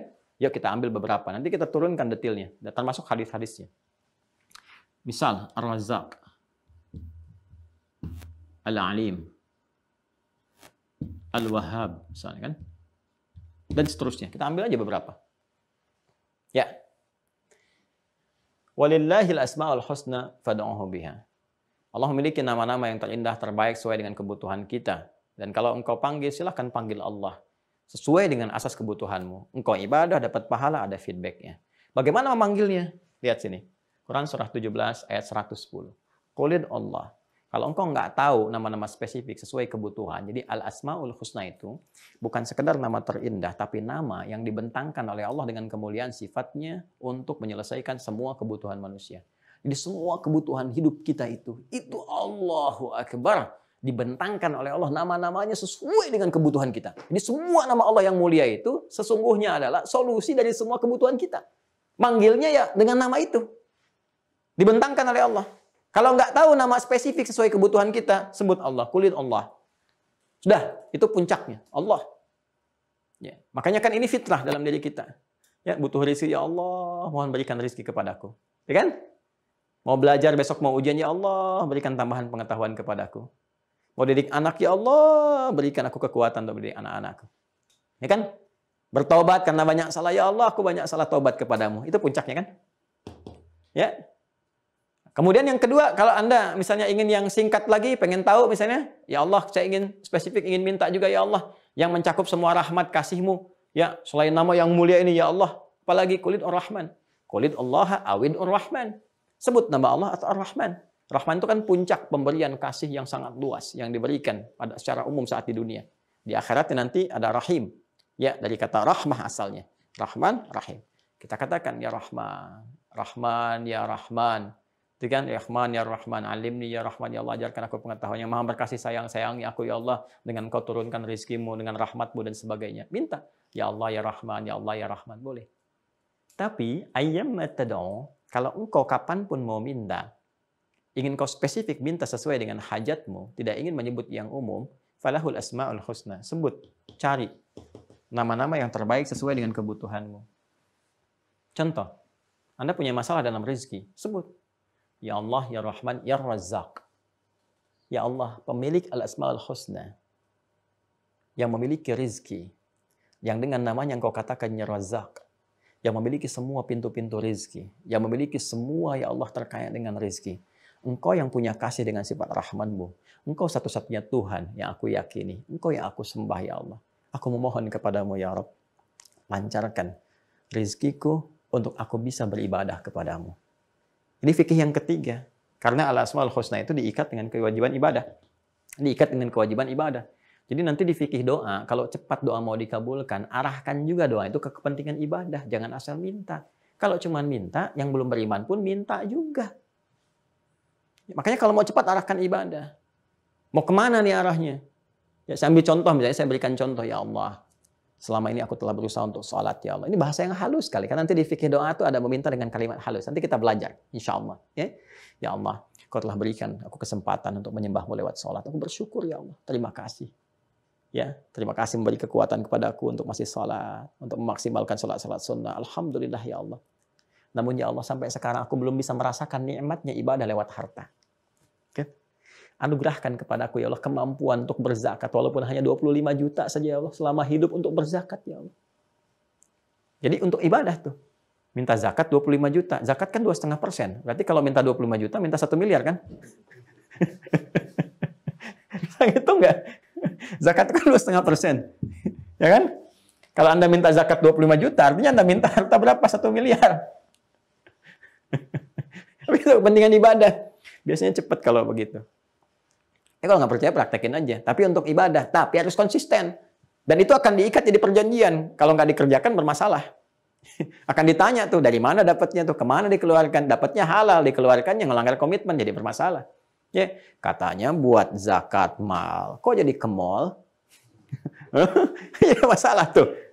Ya. Jelas ya? Jadi arahan itu sempurna sekali. Jadi minta nama dengan nama Razak. Itu mempercepat pengabulan doa. Ya, saya ambil contoh lagi misalnya. Kalau situasinya kita dihadapkan pada situasi yang serba mustahil. Ya, dalam pandangan manusia. Ini udah nggak mungkin, udah nggak bisa dan sebagainya. Maka cari nama Allah di Al-Asmaul Husna yang sifatnya memberi tanpa batas. Yang nggak punya batasan kemustahilan. Nggak ada yang mustahil bagi Allah. Apa diantaranya misalnya? Wahhab. Memberi tanpa batas. Ini yang digunakan Nabi Zakaria alaihissalam ketika memohon kepada Allah supaya punya keturunan. Karena secara medis dan klinis divonis tidak mungkin punya keturunan. Mohon maaf, sudah sepuh, istrinya divonis menopause dan mandul. Ya kan? Apa yang dikatakan oleh beliau? Direkam di Quran surah ketiga Ali Imran ayat 38. Ya, paling kanan sebelah atas di mushaf standar. Ya. Hunalika da'a Zakaria rabbah qala rabbi habli bil ladunka dzurriyyatan thayyibah innaka sami'ud du'a. Ya. Perhatikan, dan di mihrab itulah mihrabnya Maryam, Nabi Zakaria berdoa bermohon kepada Allah. Qala rabbi habli. Habli itu fi'il amr li talab. Ya, kalimat permintaan yang mendesak kepada Allah, memohon dengan sangat. Ya. Apa yang disebutkan? Rabbi, Rabb sifat rububiyahnya, itu disebut dengan sifat fitrahnya yang berjanji memberikan kebutuhan sepanjang dibutuhkan. Lalu disebutkan hab dari sifat wahab.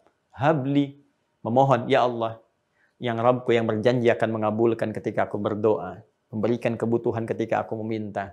Engkau memiliki nama yang indah, pemberi tanpa batas. Mereka mengatakan, aku punya batasan, ya Allah. Mereka mengatakan, istriku terbatas sehingga kami divonis tidak punya keturunan, ya Allah. Maka ketika mereka katakan, kami punya batas, kami memohon kepadamu yang tidak punya batasan. Anugerahkan kami keturunan dari ketetapanmu saja, ya Allah. Sungguh engkau maha mendengar doa kami. Innaka sami'ud du'a. Ya Allah, kalau pada yang pemberi tanpa batas dan maha mendengar doa belum terkabul juga, lantas mohon berikan petunjuk kepada kami. Dengan cara apa lagi kami harus memohon? Apa yang terjadi? Cepat, tanpa jeda. Ayat 39-nya. Fanadatul malaikatu wa huwa qa'imun yusalli fil mihrab annallaha yubashshiruka bi Yahya. Tiba turun malaikat mengabarkan kepada beliau, dikabulkan doanya. Kamu akan punya anak, namanya langsung diberikan oleh Allah Yahya. Ya, yang bergerak, berkehidupan, yang baik, hidup. Yang mustahil kata manusia lahir dari rahim perempuan yang menopause dan mandul, bayi yang hidup kata Allah enggak ada yang mustahil. Yahya hidup dia. Bergerak. Nih. Jadi cari kesesuaiannya. Cari kesesuaiannya. Kalau Anda memohon, cari yang sesuai. Ya, mohon pengetahuan ya alim, ya kan? Ya, mohon kesabaran ya sabar. Mohon perlindungan ya jabbar, ya kan? Ya, mohon semua perhatian misalnya ya muhit dan sebagainya. Terus kita minta 99 itu sesuai dengan kebutuhan kita. Itu indahnya. Dan akumulasi dari ini semua kita bawa dalam sholat. Makanya para nabi itu minta dalam sholat. Nama-nama ini yang terbaik itu dihadirkan dalam sholat. Ada nanti cara-caranya. Ada yang sudah nggak bisa dirubah-rubah, gitu kan? Nggak bisa dirubah-rubah. Seperti itu kita bacaannya. Bacaan sujud, ruku nggak usah dirubah lagi. Ada bacaan-bacaan tertentu yang diajarkan Nabi dalam sujud perpanjang. Apa yang dibaca dalam panjang itu? Ada yang kita bisa hadirkan dalam hati, nggak perlu diungkapkan. Ada. Nanti fikihnya masuk saat masuk ke bab yang kedua di syariat. Ya, bab syariat itu kan nanti rukun Islam kan masuk bab syariat. Pertama akidah kan? Ya kan? Kalimat tauhid la ilaha illallah, syahada la ilaha illallah, syahada Muhammadur Rasulullah, ini yang kita bahas. Setelah itu kan salat, setelah salat zakat, setelah zakat puasa, setelah puasa haji. Itu yang pokok keislaman kita. Nah, sekarang kita baru di syahadat. Syahadat cabangnya ada 6. Iman ini baru bahas kita 1, masih ada 5. Jadi sabar. Ya, sabar. Masih panjang kita insyaallah. Mudah-mudahan sampai kiamat kurang 2 hari masih bisa kita bahas. Kalau masih ada umur ya. Nah, insyaallah kalau saya pun ya meninggal misalnya nanti insyaallah murid-murid saya yang belajar yang serius ya. Ada yang di Madinah, di Ummul Qura, di Al-Azhar, nanti kalian pulang-pulang tuh gantikan tuh. Ini sudah kita jadikan wakaf nih untuk umat Islam. Saya tidak memiliki ya. Ini media sampai papan tulis apa ini bukan punya saya nih. Walaupun orang hibahkan misalnya untuk saya, biasanya saya jadikan untuk umat. Pasangin, tapi dikelola oleh Quantum Akhyar Institute. Akhyar itu percepatan jadi baik gitu kan. Kita pengen semua orang baik, karena baik, soleh itu hak semua kita. Tinggal kita kewajiban bersinergi untuk membimbing kita jadi baik. Ya, jadi mudah-mudahan ketika meninggal ya saya bisa katakan, ya Allah saya sudah sampaikan. Ya, semua alat juga saya gunakan, saya wariskan kembali, Engkau Maha Tahu. Saya mengajar demikian, saya nulis sendiri, saya ngapus sendiri, saya sampaikan sendiri, gitu kan? Jika dengan semua itu ada hambamu yang belum yakin, ya saya memohon, ya Allah mereka tetap hambamu. Ya kan? Nah, dan kita saling mendoakan untuk itu. Nah ini teman-teman sekalian. Ya, jadi ini rahasianya. Ketika kita belajar Al-Asmaul Husna, makanya nanti Al-Asmaul Husna itu sangat dasar. Ya, saya ini belajar kitab ini, Al-Aqaid Al-Islamiyah, teman-teman sekalian. Di Tripoli ya, di Libya nih salah satunya. Ini pertama belajar nih. Ya, dulu pengajarnya Dr. Hadi Nuwaisiri Ahmad. Ya, musajil kuliah Dr. Hadi Nuwaisiri Ahmad. Ya, ini sangat luar biasa tuh. Ya, khutbah juga yang kalau dia khutbah itu tersentuh gitu suara orang-orang dan sebagainya. Nah, ini cara mengajarnya yang pertama kali ya, setelah diterangkan ini semua, nah, kita menghafal itu Al-Asmaul Husna dengan hadis-hadisnya. Ini ada hadisnya nih. Jadi, kalau kita belajar di kitab ini nanti disebutkan juga hadisnya, kelompoknya apa, manfaatnya apa. Nanti kita akan lihat di antara Al-Asmaul Husna itu nama-nama apa yang paling cepat ketika kita memohon langsung dikabulkan. Ada. Itu ada hadis-hadisnya. Kita akan pelajari ke sana. Ya, saya kalau menjawab ujian soal akidah itu, kita masuk bab akidah nih. Kita ujian, soalnya nggak banyak, paling-paling 3. Tapi sebelum menjawab soal itu, wajib bagi kami menuliskan Al-Asmaul Husna 99 dengan maknanya, dengan dalil hadisnya. Jawab dulu itu tuh. Al-Asmaul Husna, Allah kan Rahman Ar-Rahim. Allah itu maknanya apa? Ini apa-apa. Setelah itu selesai, hadisnya apa? Ini di Al-Asmaul Husna itu dibagi nanti. Ada yang terkait dengan ketuhanan, aspeknya apa nih? Ada yang terkait dengan perhatian rububiyah dan sebagainya. Ada sifatnya dan ada permohonan. Hadisnya apa? Dibagi 4 kelompok bagian. Hadisnya tampilkan. Setelah jawab itu, baru boleh jawab pertanyaan 3 itu. Pertanyaannya mungkin yang 3 itu cuma 1 lembar gitu. Ya. Tapi yang Asmaul Husna dengan hadis apa itu bisa 9 lembar sendiri. Jadi kalau satu mata kuliah itu selesai, ini teman-teman sekalian, itu bengkak nih tangan saya. Itu hampir mirip jempol kalau udah mata kuliah itu tuh. Selesai begini. Jadi perjuangan saya untuk dapatkan dan mengajar Anda sampai ini bengkak kayak jempol. Anda sekarang tinggal dengar aja. Terus Anda nggak mau ngamalin juga gitu kan, dengan cara apa lagi saya mesti mengajar. Ya. Jadi ini ada sesuatu yang sangat indah kalau kita praktekkan, itu luar biasa. Saya beri contoh misalnya kan.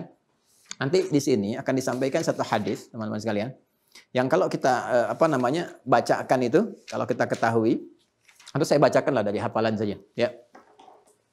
Jadi satu kali Nabi SAW, teman-teman sekalian, itu mendengar salah seorang dari sahabatnya. Saya kisahkan latar belakangnya. Di sini nggak disebutkan latar belakangnya. Kalau kita cari di kitab lain, kita akan temukan. Jadi Nabi SAW sedang mendengar salah seorang sahabat berdoa kepada Allah. Ya, apa yang dia katakan? Perhatikan, dia menyebutkan puncak Al-Asmaul Husna yang terkait dengan aspek yang pertama, ketauhidan. Jadi Al-Asmaul Husna itu dibagi-bagi nanti. Ada aspek yang tauhid, ilahiyat, kan? Ada rububiyat dan sebagainya. Nanti kita akan petakan itu. Dia sebut minta kepada Allah dengan aspek yang tertinggi, yang tauhid, yang terkumpul di surat Al-Ikhlas. Ya, apa yang dia katakan? Perhatikan kalimatnya. Dia memohon kepada Allah. Allahumma yal ahadus samad. Yalladzi lam yalid wa lam yulad wa lam yakul lahu kufuwan ahad. Allahumma inni as'aluka an taghfirali. Perhatikan kalimatnya. Allahumma yal ahadus samad. Yalladzi lam yalid wa lam yulad wa lam yakul lahu kufuwan ahad. Allahumma inni as'aluka an taghfirali. Ya Allah, aku memohon dengan puncak namamu yang tertinggi. Yal ahad yas samad. Kan as-samad juga termasuk al-asmaul husna. Ya kan? Ya Allah, aku memohon dengan puncak namamu yang tertinggi. Allah, aku sekarang punya persoalan, aku akan gantungkan kepadamu seluruhnya. Wah, itu paling gampang tuh. Di semua persoalan kita digantungkan kepada Allah. Allah Maha tahu apa aja masalah kita tuh. Jadi bahasa paling gampangnya gini, saya punya banyak masalah ya Allah, saya ingin diselesaikan. Dan Kau Maha tahu masalah saya apa saja. Masalah kesehatan, masalah harta, masalah apa. Kan kita ini banyak masalah kan? Ya kan? Persoalan hidup kita banyak persoalan. Kita gantungkan kepada Allah. Dia cari kalimat ini pintar sekali. Rumus ekonomi dipakai nih. Ya, dengan modal yang sedikit, keuntungan yang paling banyak gitu kan. Dia mohon kepada Allah dengan namanya tuh puncak. Ya Allah ya Samad, saya gantungkan semua. Ya, Semua kebutuhan hidup saya, ya Allah ya Ahad, hanya kepadamu, Tuhan yang Esa. Aku berkomitmen menuhankan Engkau, menepikan yang lain, dan menghambakan diriku kepadamu ya Allah. As-Samad, semua aku gantungkan sekarang kepadamu. Yalladzi lam yalid wa lam yulad. Aku bersaksi ya Allah, tidak ada Tuhan selain Engkau. Tidak ada Tuhan yang diperanakan, yang beranak. Walam yakul lahu kufuwan ahad. Tidak ada syarikat bagimu. Sangat mudah bagimu mengabulkan doaku tanpa harus meminta kepada yang lain. Tanpa harus kompromi dengan yang lain. Engkau Tuhan yang Esa. Anda bayangkan. Semua dimunculkan tuh. Semua kekuatan yang terhubung dengan Allah. Aku cuma minta ya Allah. Allahumma inni as'aluka an taghfirali. Aku cuma mohon ampuni aku ya Allah. Wah ini fakih nih orang nih. Karena ampunan itu kalau sudah diberikan, cinta datang. Kalau cinta datang, nggak minta pun dikasih. Bapak ibu itu mencintai anak. Saking cintanya, anak nggak minta dibeliin sepeda. Anak nggak minta dibeliin baju baru. Itu cinta itu namanya. Ada perhatian yang sangat dalam. Allah cinta kepada hamba, apalagi ibu punya rahim. Allah punya sifatnya. Anda aja yang diberikan kecil begitu, perhatian begitu dalam. Sampai disayang-sayang, miring kanan, miring kiri, sulit, ya kan? Berani kemudian berkorban dengan kalian. Agar apa? Agar memberikan cinta kepada yang dikandung. Makanya dalam salah satu akhlak ini agak dalam ya, agak di ilmu hikmah itu salah satunya kenapa bayi menangis ketika lahir bukan hanya sekedar menunjukkan tanda kehidupan. Ini di ilmu hikmah ya, bacanya agak dalam, bukan referensi buku-buku biasa. Bukan sekedar dia menghadirkan tanda kehidupan dengan menangis secara fisikal, tidak. Tapi dia juga memohon untuk mendapatkan kenikmatan yang sama, kenyamanan seperti dia berada dalam rahimnya. Ya, dalam rahim ibundanya. Allah tuh sifatnya rahim. Memberikan perhatiannya sangat dalam, cintanya tinggi. Makanya orang ingin mendapatkan cinta Allah, salah satu jalannya apa? Kalau tidak mengikuti petunjuk Rasulullah, dia rajin beristighfar. Itu di Quran surah ketiga, Ali Imran ayat 31. Qul in kuntum tuhibbunallaha fattabi'uni yuhibbukumullah wa yaghfir lakum dzunubakum. Cinta pada Allah itu diikat dengan dua bagian. Cinta itu di tengah-tengah nih. Sini ikuti petunjuk Rasulullah, fattabi'uni, sini wa yaghfir lakum dzunubakum. Banyak istighfar, mengampuni dosa. Jadi orang ini pengen minta kepada Allah ampuni dosanya. Kalau sudah diampuni dosa, cinta itu lahir. Kalau sudah cinta lahir, apapun selesai masalah. Udah, tuntas. Selesai masalah. Ya, coba silahkan cek deh. Persoalan itu tuntas, selesai. Sudah. Nah, tapi yang menarik apa? Komennya. Ya, komennya. Dan komen itu nggak mungkin muncul. Ya, yang positif ya. Komen positif nggak mungkin muncul kecuali ada like sebelumnya. Ya, makanya ada like, komen, dan share kan. Nanti di-share kepada kita. Sekarang tugas saya men-share. Ya, Nabi menyukai itu, like. Kemudian dikomen oleh Nabi. Ara'aita bima da'ut? Kamu sadar nggak tadi itu kamu berdoa itu nyebutnya apa? Ya, kamu dengan apa tadi berdoa? Sadar nggak kamu minta itu dengan apa? Apa jawab orang ini? Allah wa rasuluhu a'lam. Allah dan Rasul yang Maha mengetahui. Kata Nabi, laqad da'auta. Ya. Bismillahil a'zam. Sungguh engkau telah memohon kepada Allah dengan namanya yang paling tinggi, yang paling agung. Ya. Wa idza du'iya biha ajaba wa idza su'ila biha a'ta. Yang kalau engkau berdoa dengannya, doamu akan dikabulkan, dan kalau engkau meminta pasti akan diberikan. Nah, jadi fikih al-asmaul husna itu kalau benar kita gunakan, itu dijawab, diberikan jalan kemudahan. Itu level orang biasa. Nabi Zakaria memohon yang mustahil dikasih oleh Allah. Jadi ini bukan main-main, bukan sembarangan. Nah, kapan al-asmaul husna itu berfungsi ketika kita mohonkan, baik dalam sholat puncak, ya tiap hari kita minta 17 kali. Kita mohonkan kepada Allah, iyyaka na'budu wa iyyaka nasta'in. Dan setelah itu kita mohon kepada Allah dengan kebaikan-kebaikan dan sebagainya. Sujud ruku kita minta. Berapa yang dijawab? Apakah setiap orang yang menyampaikan ini akan dijawab? Belum tentu. Kalau dia tidak bacakan itu dengan iman.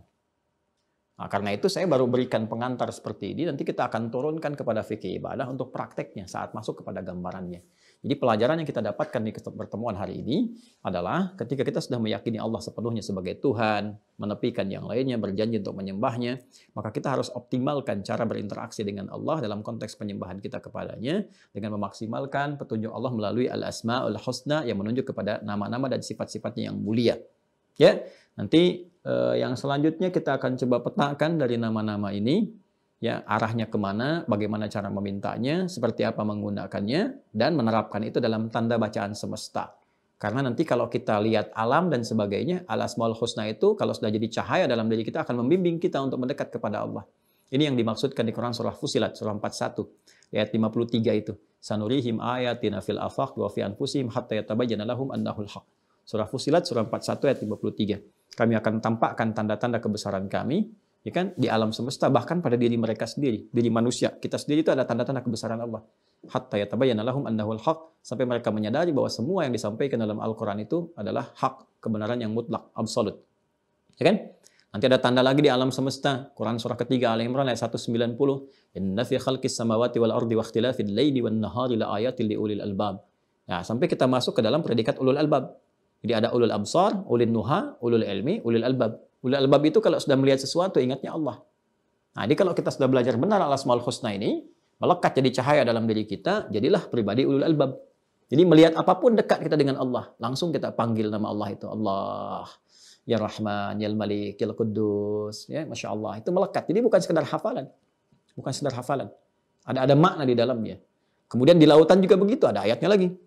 Quran surah kedua Al-Baqarah ayat 164. Inna fi khalqis samawati wal ardi. Itu kan? Wa ikhtilafil laili wan nahari wal fulki allati tajri fil bahr. Ya bima yanfa'un nas. Dan sungguh di antara penciptaan langit dan bumi, pergantian siang dan malam, dan kapal-kapal yang berlayar di lautan. Ya kan? Nah, itu semua tanda-tanda kebesaran Allah Subhanahu wa taala, disebutnya ayat. Ya, tanda yang mendekatkan pada Allah Subhanahu wa taala. Jadi di daratan ada tanda, di lautan ada tanda, sesuai profesi apapun. Anda sedang offshore di minyak misalnya kan, ke lautan, nah, nanti ketemu di surat At-Tur, wal bahril masjur. Ya kan? Nah, dan di antara lautan itu ada yang berpotensi mengandung api, ya, api bisa dicek. Tadi kan kandungannya ada minyak di dalamnya. Ya, Anda yang berprofesi sebagai misalnya geologis atau penambang batu bara dan sebagainya, nanti Anda bisa lihat lagi di surat Fatir ayat 27. Ya, Anda bisa lihat bagaimana penampakan gunung-gunung yang bidun, judadun, yang ada kelihatan, ada yang putih kandungannya apa, kemudian ada yang kehijau-hijauan kandungannya apa, ada yang keemas-emasan kandungannya apa, dan sebagainya. Orang tua kita bijak mengatakan di gunung kencana, kencana itu kan emas dan sebagainya. Tapi Quran memberikan isyarat-isyarat, ada itu ilmunya. Ada ilmunya. Di biologi misalnya ketika Anda baca Quran surah kedua-dua ayat yang kelima, Anda lihat bagaimana proses di dalam tubuh manusia itu. Yang SPOG itu kalau ayatnya hafal ini sudah. Begitu melihat praktek, mengecek kehamilan seseorang dan sebagainya, itu sudah yang keluar itu Allah, zikir yang keluar. Karena pembuktian dari ayat-ayat Quran. Benar nyata adanya pada diri kita sendiri. Dibuktikan semua. Nah, itulah bagaimana menyinergikan antara pembelajaran, akidah, tauhid, asmaul husna, dan praktek kehidupan. Nah, jadi kita sampai di sini dulu, teman-teman sekalian. Nanti pembahasan berikutnya adalah tentang klasifikasi asmaul husna dan prakteknya dalam kehidupan. Ini diklasifikasikan kepada berapa bagian sehingga mudah menggunakannya, ya. Dan harus paham, ya. Misalnya kita minta sabar, sabar itu pasangannya ujian, pasangannya masalah. Jadi kalau Anda minta semakin sabar, minta banyak masalah. Jadi harus mengerti itu caranya bagaimana mintanya. Jadi pasangannya seperti apa, ya, sehingga pas dipraktekannya. Ya, bukan bermaksud mengajarkan, ya, hanya menerangkan kembali apa yang guru kami sampaikan, dan itu efektif gitu, karena sesuai dengan petunjuk yang telah dikaji. Kita akan bahas kembali lanjutan dari ini. Setelah itu kita bahas, kemudian masuk ke madzahir wujudillahi fil kaun, ya, membaca tanda terang benderang tentang keesaan Allah di alam semesta sehingga menghadirkan kekuatan iman pada diri kita dan selalu mendekat kepada Allah. Nanti tuntas itu pembahasannya, bukan tuntas rukun iman yang pertama. Ya, setelah itu baru kita kenali malaikat apa saja, tugasnya apa saja dan sebagainya. Harus kenal malaikat, kalau nggak kenal repot nanti, ya. Bagaimana pandangan? Dan ini lawannya setan, baru masuk fikih setan dan sebagainya. Demikian teman-teman sekalian, terima kasih. Semoga Allah memaafkan dan menyayangi kita semua. Allahumma taqabbal minna innaka antas samiul alim wa tub 'alaina innaka antat tawwabur rahim. Rabbana atina fid dunya hasanah wa fil akhirati hasanah wa qina adzabannar. Wa sallallahu ala sayyidina Muhammad wa ala alihi wa sahbihi ajma'in. Wa akhiru da'wana alhamdulillahi rabbil alamin. Subhanakallahumma bihamdika nashhadu an la ilaha illa anta nastaghfiruka wa natubu ilaik. Assalamualaikum warahmatullahi wabarakatuh.